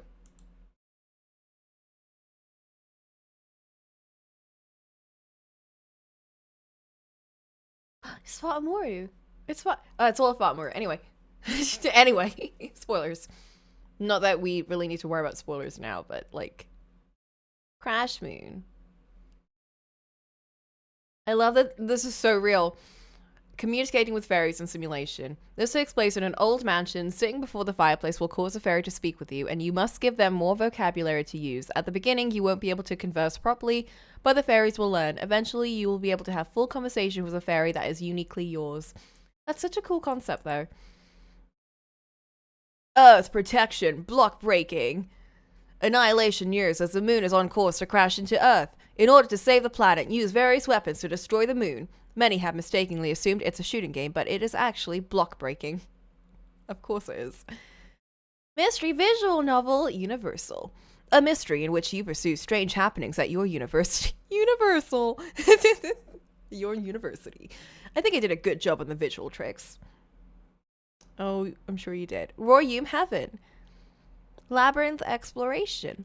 You have been dropped into an unfamiliar labyrinth, and you must find the exit. Solve the riddles and traps of the labyrinth with handwritten letters you find here and there. Meeting undisclosed. If I say anything, it will spoil the surprise, so just give it a shot. Some might find it a little grotesque. I love how they're also just kind of like hiding everything. The Niche. Side-scroller little girl character. Control a silver-haired girl to reach the depths of the cathedral. She uses holy ashes not to kill the enemies she encounters, but to cleanse them. This is so like him. So like him. Heaven's Forum. Oh. Oops. I'm not gonna click on that. New game, poster, post date, blah, blah, blah, blah, blah, blah, blah. What is this? Oh, is this to... Oh. Oh, we get to actually see what they say. JB. Think he's really gonna come through. I hear there's a new release, and I'm looking forward to trying it. Who the heck are you, newbie? It's because he writes stuff like that no one posts things, JB. We gotta ban him. Oh, JB ban party. Think you're onto something, Mel. I think it was 3 years ago I posted here one time. I would like to give my comments on a game, but I'm not much of a writer. I thought it was interesting, and I'm looking forward to the next. Please tell the site owner as much. Oh, it's supposed to read... Oh, that makes sense. It is a forum. Spam posts were getting out of hand, so I clean it up. Oh my god, okay, so let's start with this thread. And here I thought you would finally release something new, but all you did was delete spam. Lol. Hurry up and give us something. Radio silence, huh? Hey now. You seeing this, dark dork? Say something, you bunk creator. There's more spam already. This is an indie game site. The forum isn't the main purpose. There are times when I can't respond quickly. No, this is a lame blog site. Ha ha ha. What are you? Ha ha ha. Talking about. Ha ha ha. And now the blog's gone. LMAO. Why is that? Ha ha ha. Bring it back, you dummy. Lol lol lol. I'll take it all again and upload it to another site. Ha ha ha. Your one-line poems were so shitty, I almost died. Bro. JB, you're so mean. Can't you block this guy, Dark Knight? I'm glad you're still active. I was so worried the site was over when the blog disappeared. I will support Royum Heaven? Can't wait for a new game. Woohoo! White?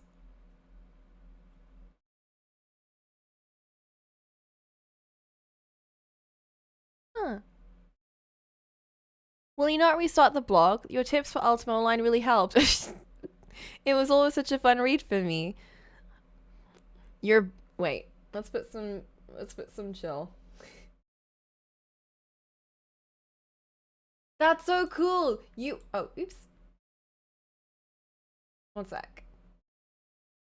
Whoa.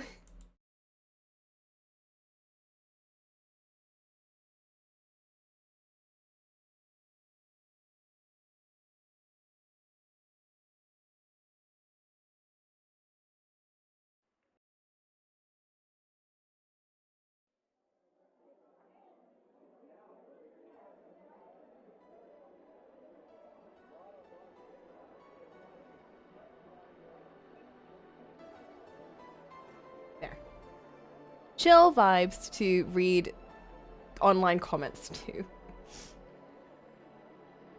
I know he's such an asshole, holy shit.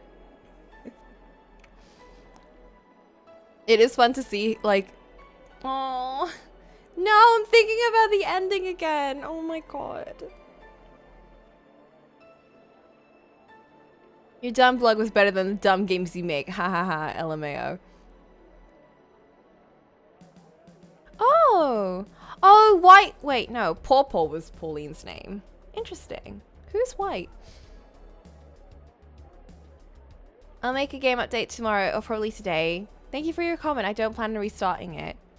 Put a sock in it. Oh, this was in response to Maul.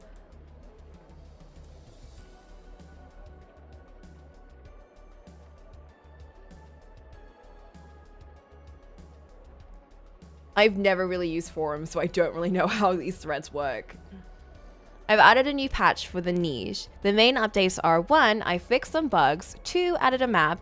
I fixed a bug where if you go to the Maria statue with 11 holy crosses, it suddenly lets you use infinite holy crosses. The map I added is for the catacombs. Well, you fixed that glitch. It was fun being basically invincible. Oh, that ain't no new game. How long are you gonna keep updating things to death? Give us something new already.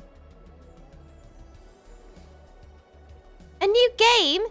I actually don't really like the protagonist girl. Whoa. I beat the catacombs. What? Wait, you're kidding, right? I have a boss there that you have to be at least level 63 to beat. How could you have beaten it in 3 hours? It took me 2 months to make, for crying out loud. Yeah. I beat it too. Maybe you didn't really look into how high level your user base was. I mean, I stayed up all night doing it. I think I might be late tomorrow. Good night. Oh, good night. This is, oh no, seeing this again, no! Someone who beat it or is stuck or has some feedback for me. Oh, no replies. Ha ha ha. Poor little dark dork. Lol lol lol. Shut up, JP. Back to your cave, troll.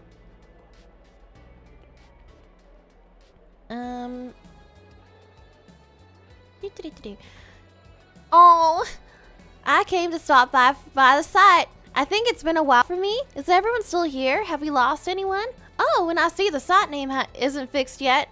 I might be imposing, but I think heaven is spelled wrong. It is, right? This guy spells like a preschooler. Ha ha ha. Poor, nice to see you. Our numbers have dropped, so it's basically just JB trolling now. Come get on the forum again with us. I changed the spelling on purpose. You can still read it as heaven like this. It's on purpose, he cries. Okay, it's kind of lame of you, Dark Knight, though. Oh, okay. Didn't mean to impose. Sorry. I'll definitely come back soon. Oh, let me in. Haven't seen you log into UO, huh? Why, should I or something? No, I don't care either way. Not gonna log in. You blew up my house, you bastard. Tell me the map and the coordinates. I'll go break into your house. Don't you dare. It's been half a year since your release date. Next is gonna be what? Another update? You know the only thing people are regulars here is because you have no new stuff. Oh, the only people here are regulars because you have no new stuff, yeah? Your regulars will be gone soon too. Pfft. I am working on it. Oh, really? So, what kind of game is it? I want something cute. I can't wait to try it. Good luck making it. Your brother? Oh! You never answer your phone, so I'm writing here. It's good to pursue your hobby, but Mum's starting to worry about this game stuff. At least give us a call. Oh my god, no! They posted it on his site! Hey, now why are you writing on my site? Cut it out. I'll call you right now, so please just don't write in here anymore. And I'm deleting this post. Oh, I knew it, Dark Dork. I got a screenshot of that for sure. I messed up saying the admin passwords. Now I can't delete it. Please delete this yourself. I'll call, okay? Oh no! Bro. Did he call your family? So did he call your family, Dark Dork? No! I don't even care if it's through your trolling. Someone write about me somewhere. Just my opinion, but you mustn't worry your family. You can make a new game anytime you want, right? If you need someone to talk with about proper work, I'd be happy to. Aw, Pauline. Let's please not talk about this. I called my family like I said, and I have proper work. I'll release a new game too. I so doubt those LMA. LMA, that's how I spell that. LAMAO. We know you're told neat, haha. Hey, now cut that out. This isn't something to joke about. I'm about to get seriously mad at you. You totally reek of a guy posing as a girl. I am not a guy. Amian. Prove it with some booby pics. You guys are the worst.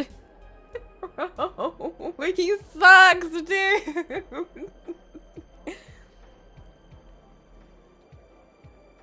Oh, I made some cookies, everyone.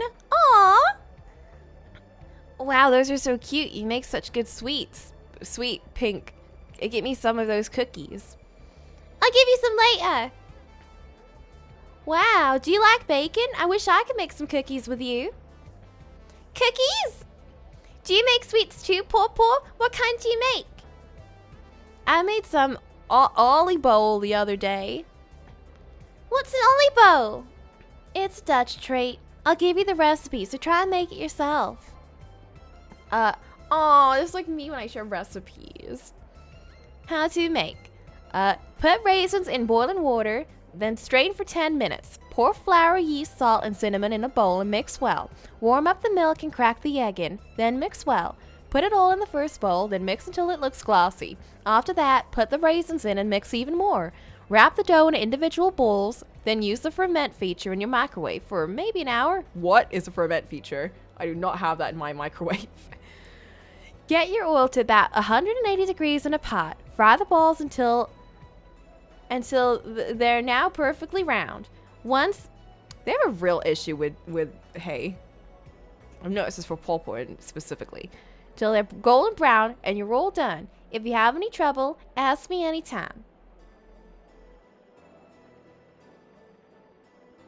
I'll try and make it sometime soon. You go, girls. I'd rather you make your own blog for something like this. Dark Knight, let them have fun.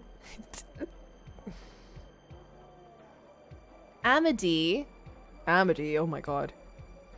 Hello, I played a number of your games so far. I was registered on the free game site, Free, and I downloaded them directly from there. I wanted to leave you some feedback on them.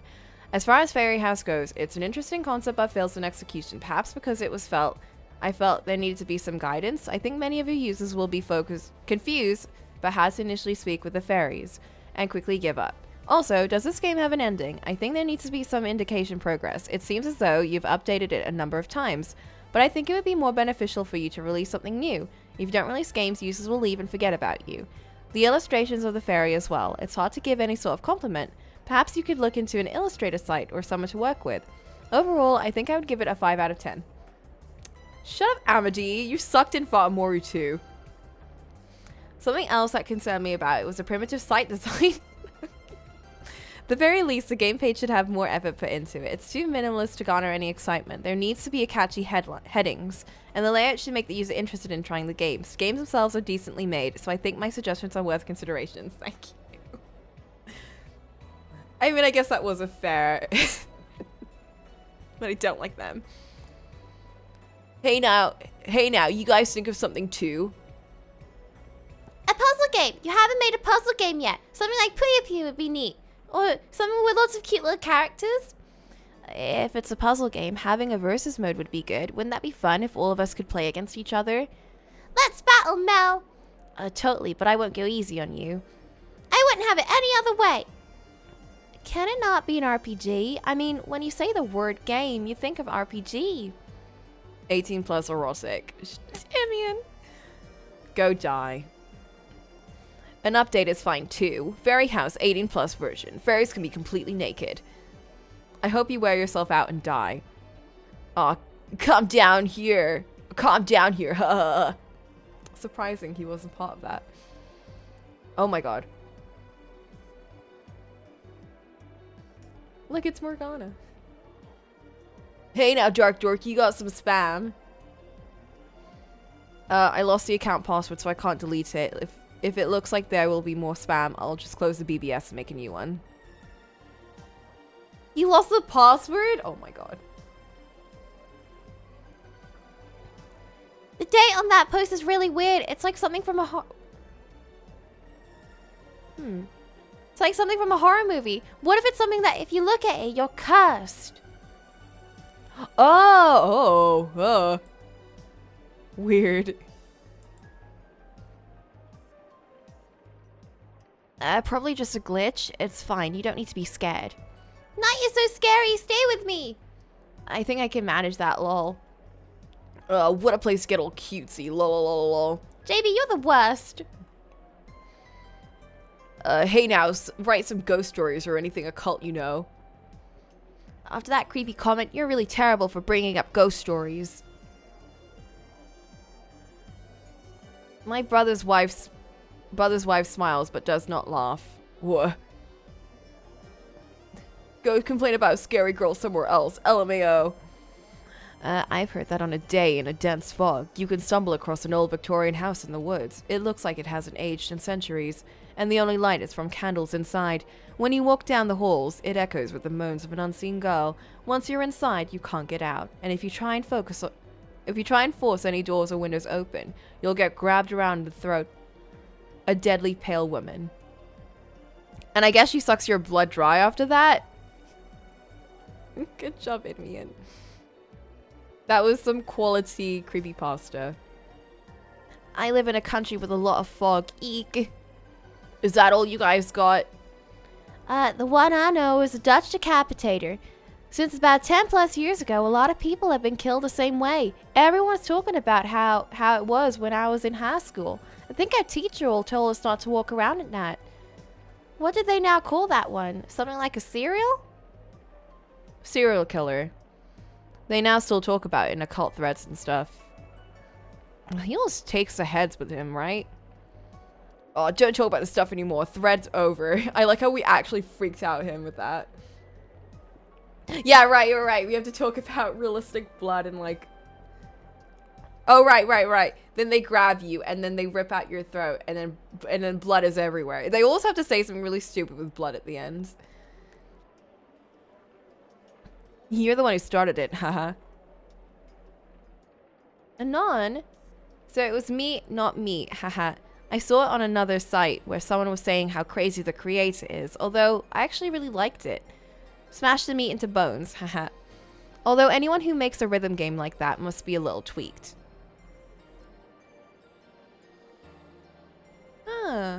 Which one was that?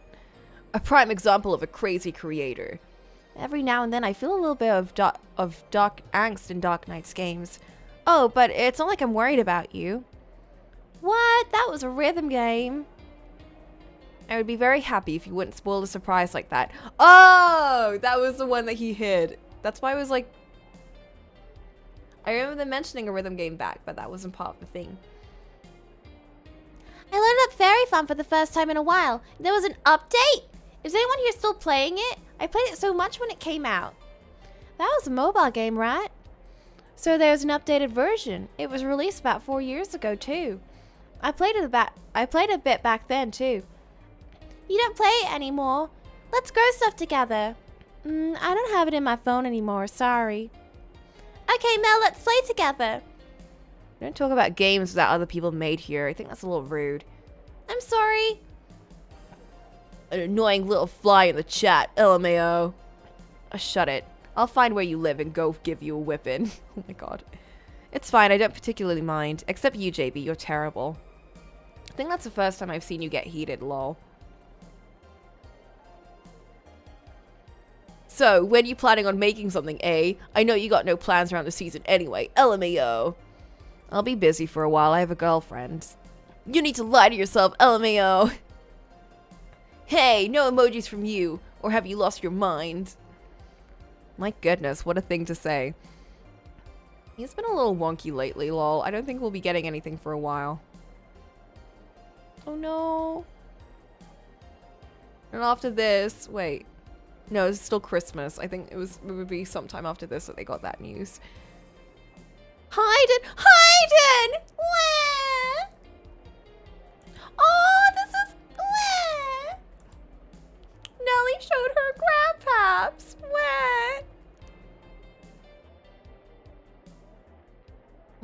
Oh my god, I like to think that his brother was George's. Please, please, please, please, please, please. My granddaughter showed me this. She's always so happy, so I am as well. She's not well behaved, but I hope she does not make trouble. By the way, what is this place? Thank you very much for your comment. I don't know who it may be, but tell your granddaughter I say hello. This place is a site where I release my computer games.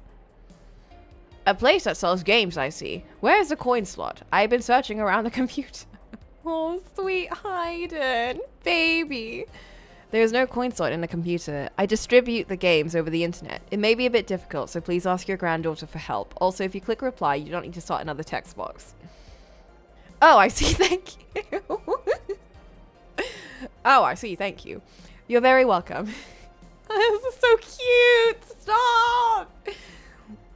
What a heartwarming exchange. A troll couldn't even poke fun. Oh, that's so cute. Stop. Oh, I love Hayden.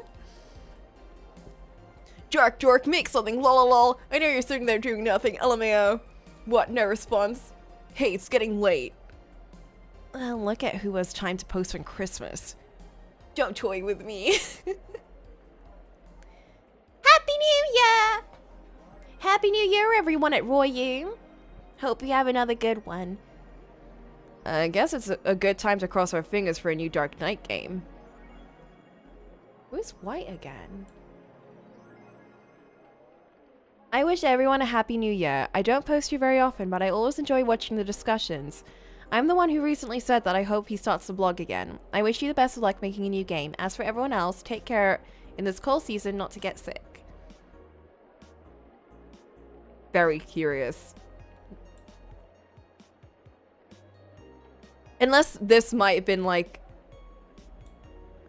I wonder if this might be... the angel, you know? Like, maybe she finally got through, and, I mean, posting as white would make sense with her, you know? Oh my god, oh my god. What if? Like, you know, because, like, she said it just came out as spam, but maybe some of them got through, and that's her trying to help, and, like, you know, feeling positivity. You fixed her and she dumped you? Get hacked! No new game yet, come on. We've been waiting ages. Value your users a little, you hack. Ditching the forum too. Are you at least capable of writing something? True, I haven't seen Dark Knight around here lately. Maybe he's busy. They could just be a random person, I don't know. But I want to kind of think that it might be the angel. I kind of miss him when he doesn't post. Oh. Guess we got nothing else, but at least make a thread for you chums. Go on, chat. Hey, why is no one posting anything? Maybe because it's not really that kind of site. You're the one to talk after posting that cookie recipe or whatever, LMAO.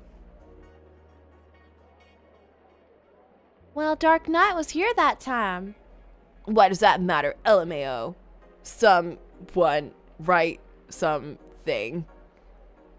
Announcement that Royum Heaven is discontinued. Oh no.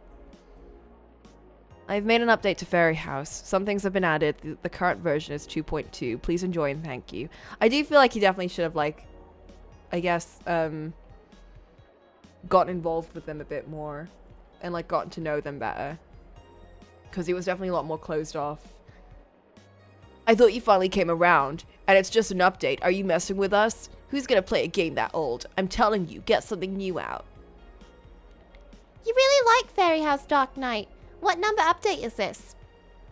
I don't mind the game at all, but I think I'd like something new soon. I know, right? You'll never get him to. Whatever, just shut up and get the patch already. Why are you the one to tell me? That's all you added, LMAO, someone singing karaoke. You need to get your act together, buddy. Radio silent still. Oh, that's them again. Got some spam here. Goddamn, they really did post so much.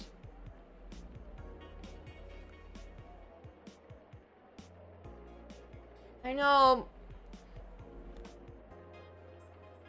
I feel like to an extent they might have even been a bit worried. Like, now that we know more about them. My god. This is gonna get sad. I don't like this.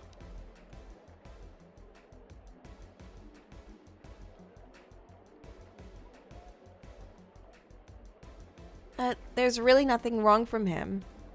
Oh, there's really nothing from him. I wonder what's wrong. No! I'd be relieved if he even just made a quick comment here.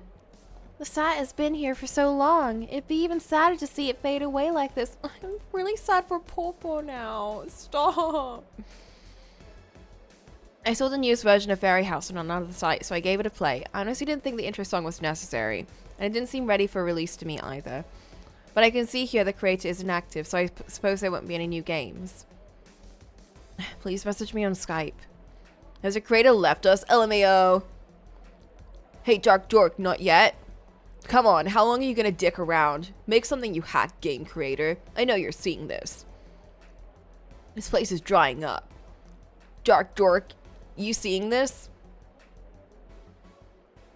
Bro, these are just days away. JB needs to chill.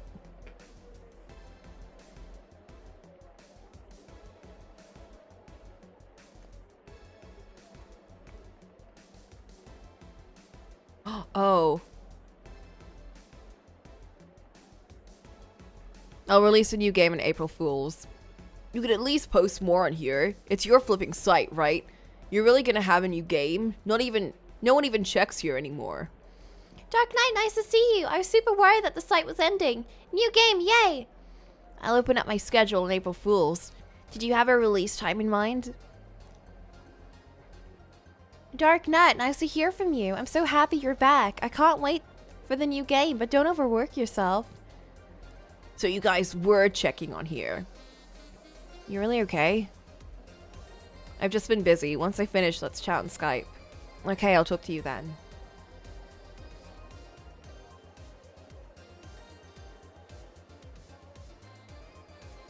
Not gonna be another update, is it? Lol. Can't you just be supportive for once? You don't need to bother playing it, JB. Huh? You guys only write comments that a third grader would laugh at. The reason we play is to give our valued opinions. LMAO. I heard there's a new release. I'm looking forward to playing it. Who the heck are you, newbie? It's because you write stuff that no one posts things, JB. We gotta ban him! Ban him, yeah! Oh, this is right before April Fools. Oh my god. Oh my god.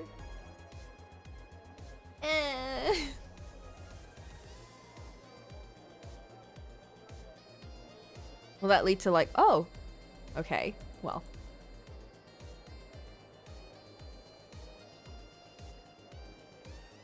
That's sad. That's sad. Oh my god, oops. That's sad. Ada was in Pauline's home when he wrote those. Oh no! Stop!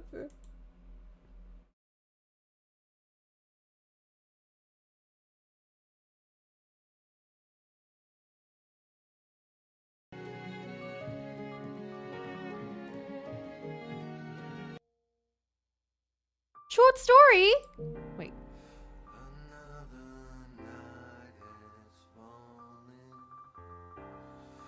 I really like the songs in this one, honestly. They were really good. What are all of these? I feel like these have to be like...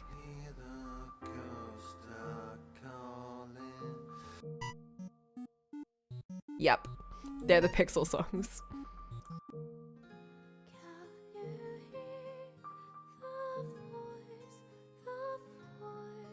Wah.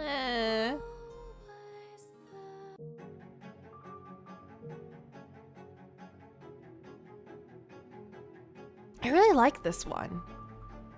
I mean, now this one has new meaning.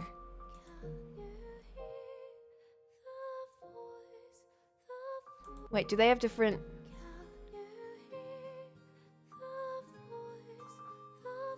I was wondering if they had the different words on them.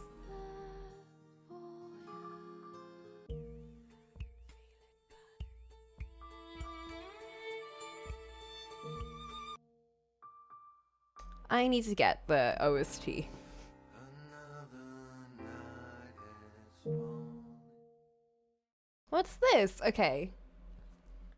Oh.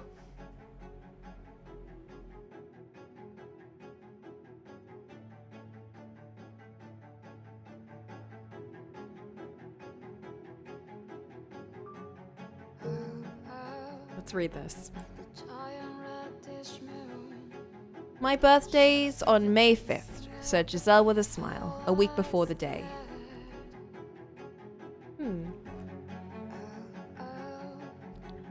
Was that it? I think you can give me a little better reactions than that.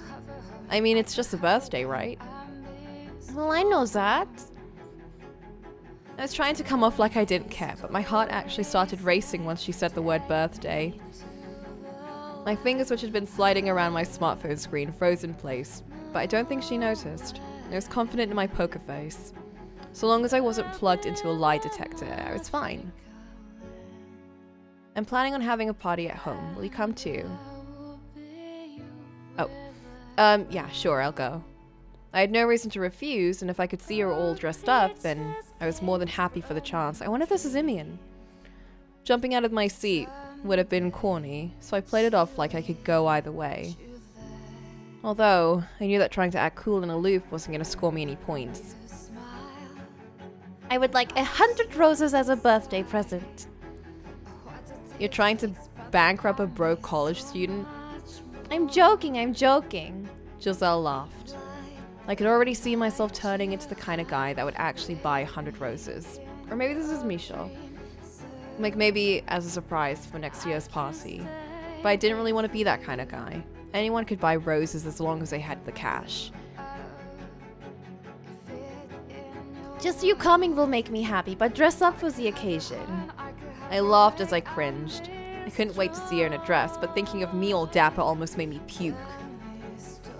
So even if I had to let her down, I was going in jeans. Sorry, but that's the kind of guy I was. Aww. Hey, Imian. I was in my 3rd year of college at the time. Giselle was approaching her 17th birthday and still in high school. We were some years apart, but good friends. We had actually met at a party at a mutual friend's house. Back then, Giselle was still in junior high and was still full of youthful naivete. I didn't think much of her at first, only that she was a cute kid, nothing more. I didn't see her as a potential partner or anything like that. She was there with her parents, no less, so that made her look even more like a child.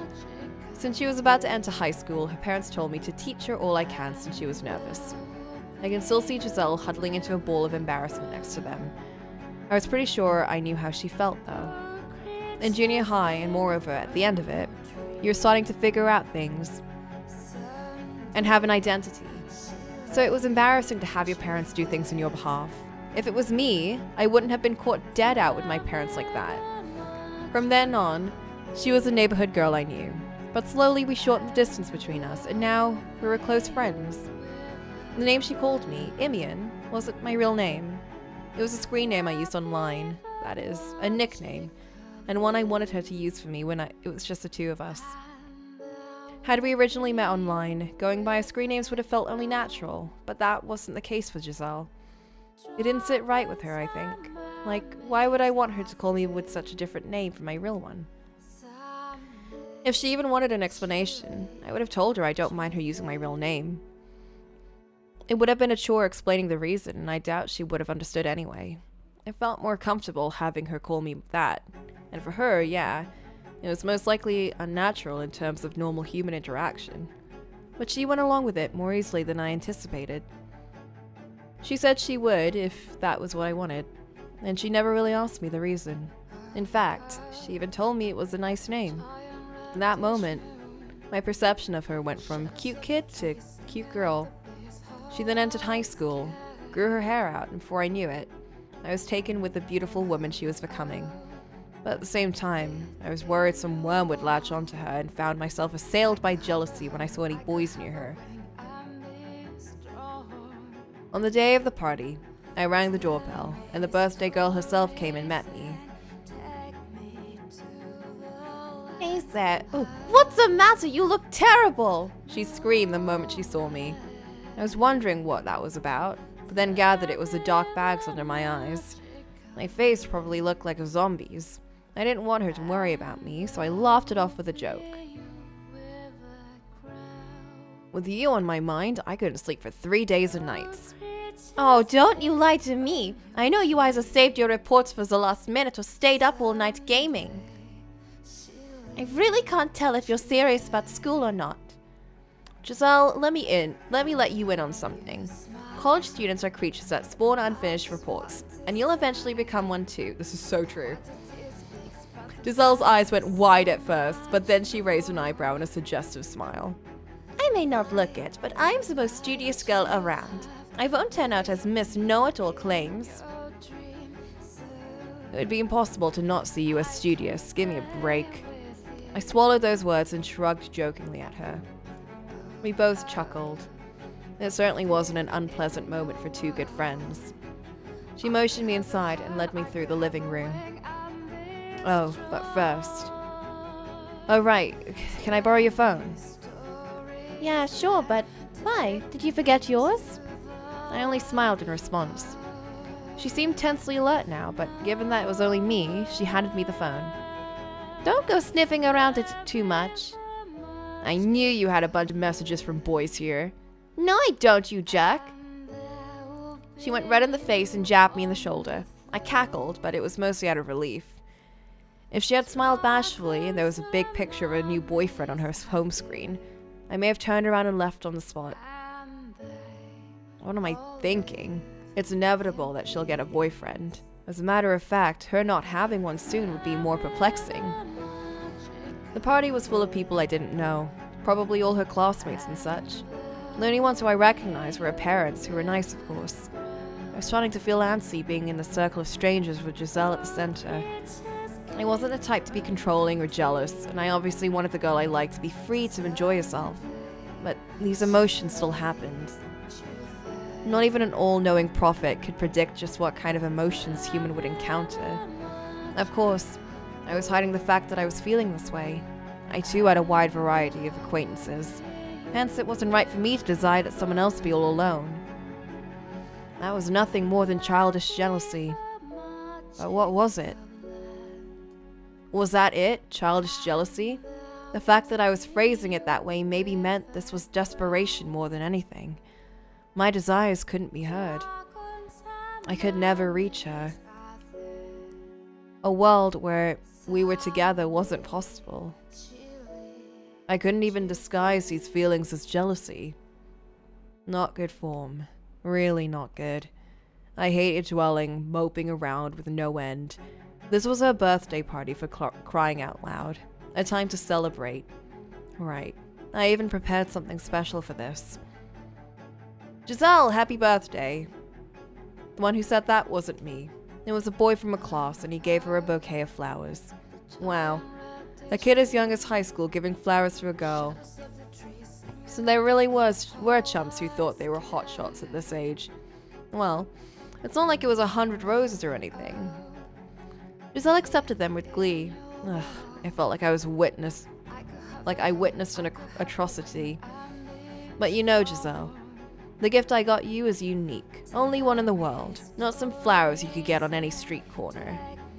Such was the reason I hadn't slept. But I think the finished product came out good. I knew she would like it. I pulled her phone from my computer after the file transfer had finished and started towards her. She turned around. I returned her phone and wished her a happy birthday. In her phone, there was now an application she had never seen. There was no name for it, so I aptly named it No Name. I wondered when she would notice it. I wondered when she would play it. It was a game that I had made specifically for her. Thinking of her fingertips as they grazed along the screen made my heart sing. I wanted her to be the one to name it. I would be happy with whatever she chose. And she called it Farmy Farm. Oh my god. Oh my god, that's really loud. Hold on. Farmy Farm. Bro, I love Giselle. It was 2 weeks before her birthday. We were both lazily item farming and leveling up our characters in an online game. I was a tank, and his mage character, that he had to respect like 3 times for, was unleashing some fireballs. We were on voice chat and talking about nothing in particular. So yeah, how are things lately? I want to quit my job. Oh, that's right, he got a job recently. I knew he had gotten into game development like he dreamed of, but maybe it wasn't going so hot. I had a feeling it would be like that. Hate your job? Quit. Haha, clobber your boss on the way out too. Haha. Bro. I added some humor to his obviously dark mood, and after a few seconds he posted a link. Wondering what it was, I opened it, and saw it was an online knife shop. Which one do you think is good? Which one do I think is good? Get out of here with that. At least keep it to a punch, you nut job. I'll come interview me after you knife up the place, and I hate the idea of doing one. Relax, man. Sorry, maybe I'll let you go. I'm only joking. Sometimes I really couldn't tell if he was joking or... Okay. No more talking about work. Anything else? Like, Giselle's face appeared in my mind. Was he someone I could bring up the subject with? Honestly, I had no one to talk about it with in real life, and... although I knew it didn't fit our friendship dynamic, I wanted to ask. Like, a girlfriend or something? There was another lengthy pause. I noticed that his character had stopped moving too. You backstabber. Wait, what? I thought you of all people wouldn't be swayed by females. Females? Now your mind is in the gutter. Piss off, lover boy. He fired it off and logged out without waiting for a reply? Michel. That's very lame of you. Very gamer of you. I stared at the screen, my mouth half open. A few days later, an apology message came over Skype. Girls in our gamer relationship, ew, gross. He apologized for his childish behavior, and it seemed genuine, so I replied that it didn't really bother me. Apparently one of the older guys that he hated at his company had a new girlfriend, and he was extra bitter right now. I was sure his work was hard enough as it was, and he wasn't having any luck at all, so I chalked it up to circumstance. There is one promise I made to myself. I would never ever bring up relationships with him again. Oh no, Imian! No, be free! No! Oh my god.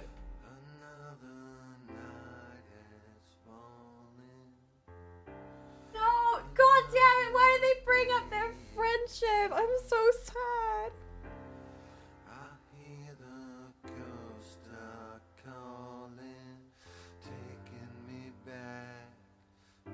Oh my god. I really, really love that Imian is such an important character in this game.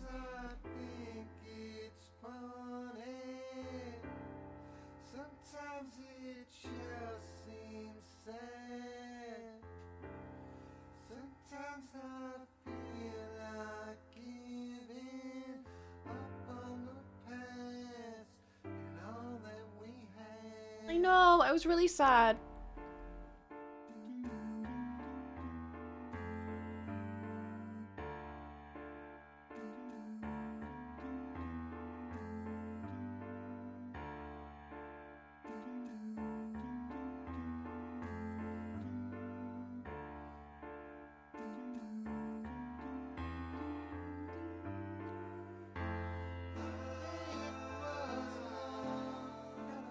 Yeah, Mummy Imian wouldn't have worked. And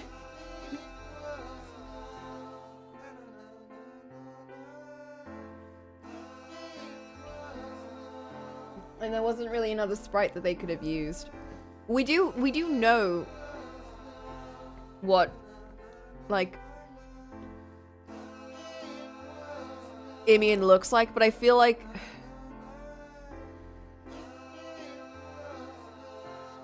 I do wonder, because I feel like Maria looks more feminine than Imian's like Fatamuru game look, whereas Imian there looks more androgynous. So in this, I feel like it's almost worse that they're in Maria's sprite So maybe that kind of like fits their story more. That they're in a body that they really, really don't like. And I guess maybe it kind of also fits that they're, again, in a body that isn't theirs. So you could maybe spin it like that. At least that's how it feels for me. Like, it really magnifies that. That Maria is not them. It is, I really liked how they, overall, like at the start, I kind of felt like, oh, these are the characters from Fata Moro. They're just like, they just have different backstories. But the more the game went on, the more apparent it became that they are completely different people, you know? Like, everything about them is just so different. And I think the fact that not every character is even properly in the game, and how they focused on, like, Nelly and Jacopo and Imian as being, like, friends is such a strange dynamic that I would have never seen in the main game. So you kind of see, like, these are completely different characters. Yeah, I really like that. It's like playing the original game kind of made you preconceive these, you know, these characters. Yeah, I feel like, especially with, like, Yukimasa, you see him and you're like, that is interesting. They never told us his real name. Or maybe his real name was Aid. I don't know. Because it wouldn't fit if maybe because they didn't want to do a whole backstory with Yukimasa and probably making him Japanese and everything. But yeah. Except Yukimasa and Pauline. I feel like Yukimasa and Pauline.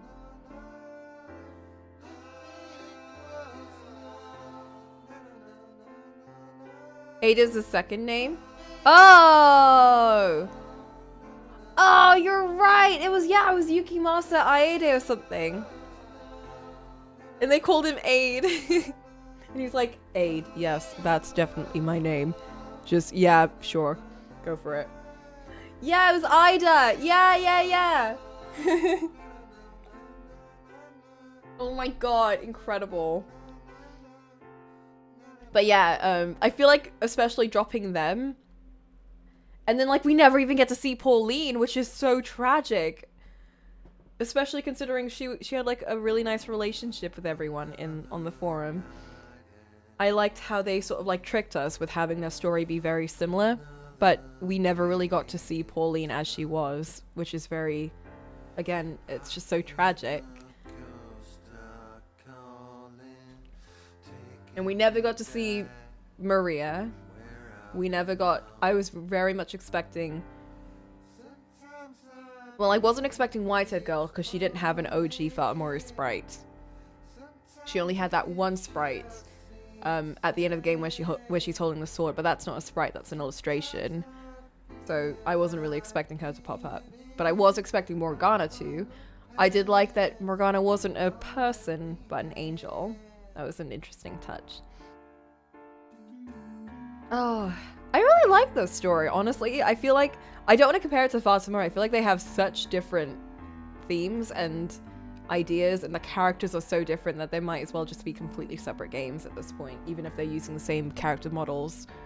Like, obviously, I feel like I would want to compare it because they're using the same models, but it just feels too different to me. And even the characters' behaviors are so different. Like, Michel, for me, is a completely different character in this. In this one, he's... How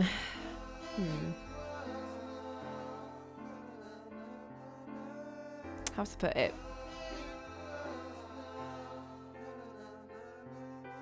He wanted our AU Gremlin Game and Morgana to exist here. That would have been funny. It's crazy to think this game released 4 or 5 months after Fata Morgana's original release. Really? That soon? Holy shit, they wrote this whole thing in 4 or 5 months? Are you kidding me? Holy shit, dude. Hanada, dude. Chill. Take a break, bro. I mean, now they have taken a break, but when I say taking a break, who knows what they're working on? Jeez. It does explain the asset recycle True. Although they did get Moitaro to make that one art, and there were they did commission a lot of like music.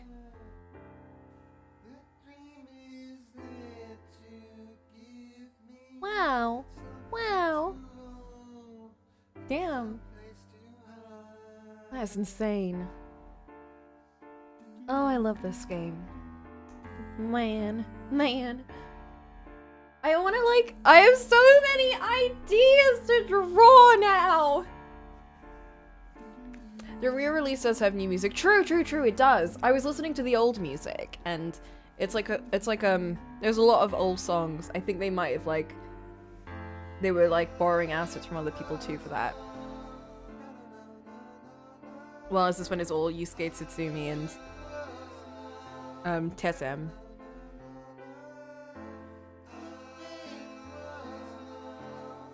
Oh, I wonder if Voice of a Fairy was in the original version then. Or if that was a new song that they made. That must have been a new song that they made then. Huh, interesting.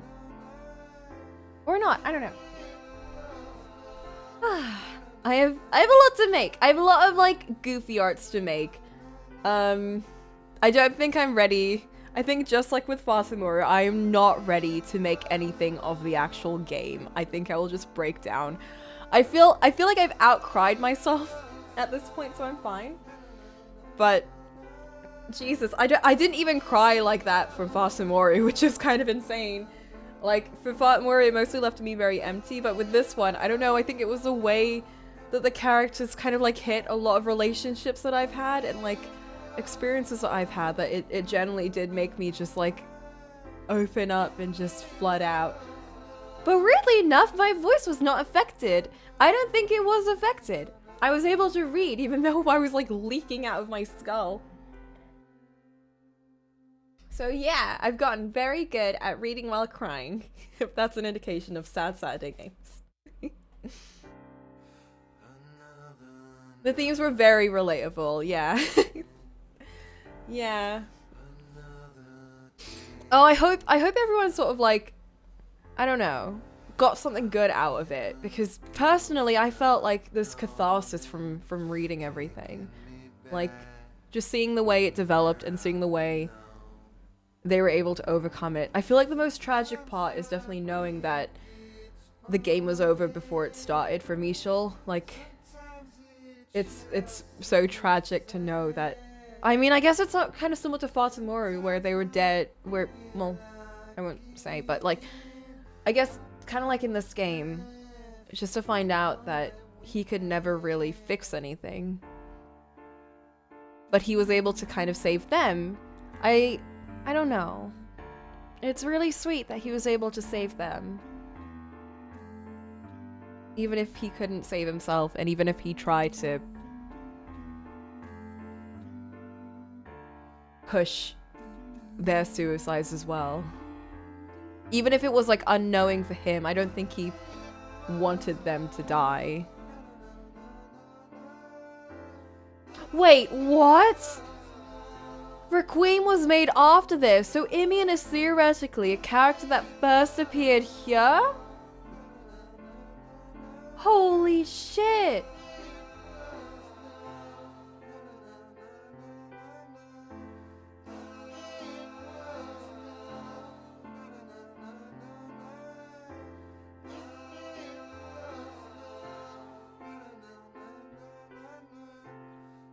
Oh my god. They must have like, I wonder if they thought upon making this game, like while they were making it, to add that to Requiem. I think what I really liked about in Fatamura especially, in relation to Imian, was during the course of Fatamoru, Michel does, I think he does mention at some point that like people came and went. But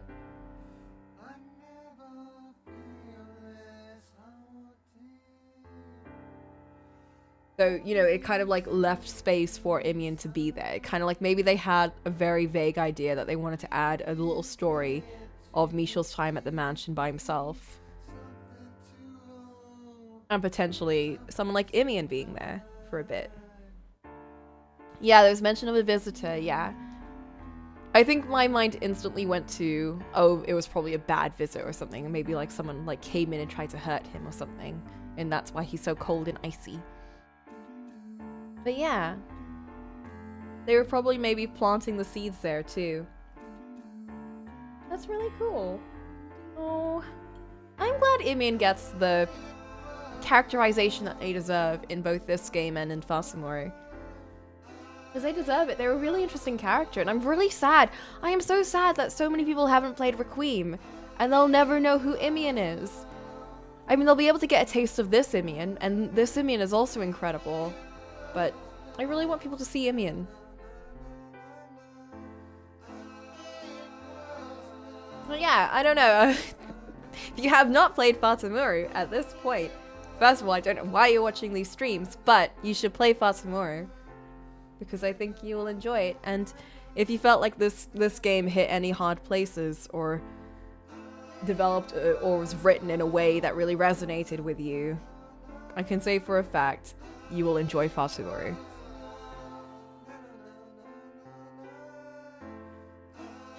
You know what? It is interesting though. I remember Hanada made a tweet like before this was released that the themes in this game could potentially hit even harder than the original Fatamuru, and he was very, very worried that it wouldn't be received very well because of that. And I think like the idea of the whole online relationships and suicide and everything, I think I understand like why he said that, because I feel like in Fatamuru there is a lot of real there's a lot of real issues that are presented in it, and a lot of really painful, like very realistic issues presented. But I feel like these ones in this one are very I don't know, I feel like it resonates very, very strongly with, I think, in particular, his player base. And just people that go on the internet a lot in general. Or gamers! I hate saying that. They say gamers so much in this, and I... at the start, it was really hard to not, like, cackle every time, but, you know, towards the end, it definitely got more like, I am a gamer, you're right. And I do feel a lot of this, you're right. Yeah. There are things that we more likely experience, and it does hit a lot harder. Like, I think Nellie's one really hit me in a lot of ways. Not, you know, word for word everything she went through, but parts of her definitely hit me. And God, Jacopo's one too, or JB. Amphi, play it. You need to. You have to.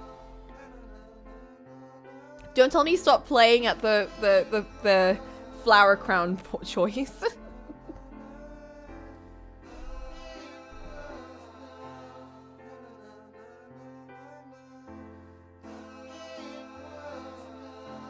But yeah, I won't take up everyone's time anymore. I think we've had a little talk about this, and honestly my mind is still like racing from everything that happened. I love the flower crown choice. Oh, what a lovely moment. There's an art that someone made from that. I'll post it in a bit, but I love it.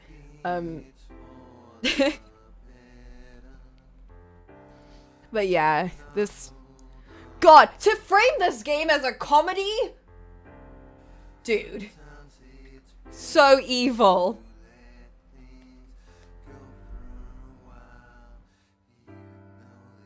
After the emotions that I have gone through.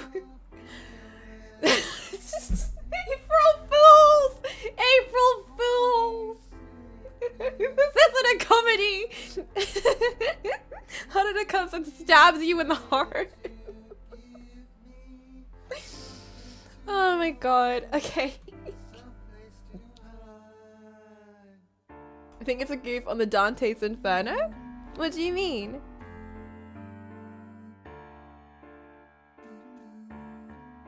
They worked with DLC and now this. Oh yeah, Bakira, if you want to watch a playthrough, I have mine all on Twitch if you want to, and you can experience the emotions with me. Or there's a lot of like, there's a really nice Dreams of Revenant playthrough on YouTube. It's completely unvoiced. It's just like a reading of it, like so you can have your own internal voices for the game, which I would recommend you could do that too, because I feel like the game is very good experiencing it for yourself, which is why I would absolutely recommend playing it yourself if you can. If you can't, obviously, like, I know it's a very tense experience, so I won't like recommend it just willy-nilly. I feel like you need to know what you're getting into first. It's a very dark game, and it can definitely make you feel very uncomfortable in a lot of ways.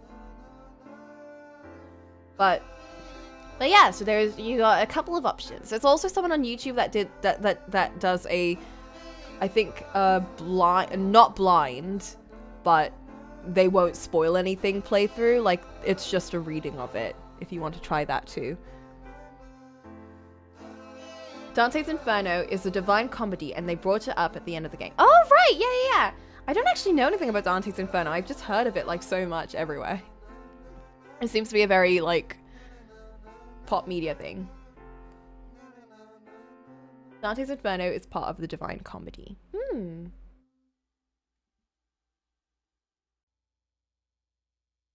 Interesting. Okay.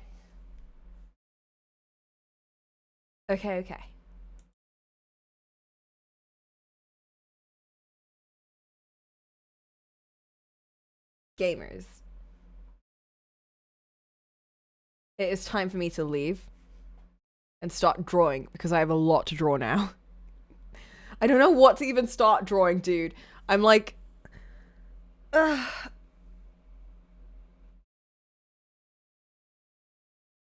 There's so many options. One of them is drawing all the characters in their RPG outfits, which I really want to do. I feel like that's going to be so fun. The other one is gonna be the you-know-what scene, which I'm also very excited to draw. And I think, I don't know, I want to also figure out how to draw the characters without drawing them to look like they're from Watamoru, like to try and draw them a bit differently. So I'm gonna figure out how to do that. Maybe change their faces a bit, because I feel like their personalities also kind of differ a bit. But yeah, thanks for joining. Amphi, I don't know if you were here for the whole thing, or if you've played the game already. If you haven't played it, Amphi, you really should, especially since you were on the dev team. You should understand. Dude, you need to get Rachel to play this. You two will understand this even more than I do. Like, even as a person that sort of saw development, like, on the outskirts, it, like, resonated with me so much. But I feel like this will hit you guys in particular. Like, it will stab you. I know we're trying to wrap up, but man, literally before this, you were like, I wish Nelly had more relationships and interactions. I know, dude. I literally just drew her interacting, like having a fun time with Morgana, because I was like, I wish Nelly had I wish she could interact with more characters, you know? Like, I wish she could just be friends with everyone, because I feel like she deserves that, and I really love Nelly. Like, Nelly is probably one of my favorite Fatamura characters.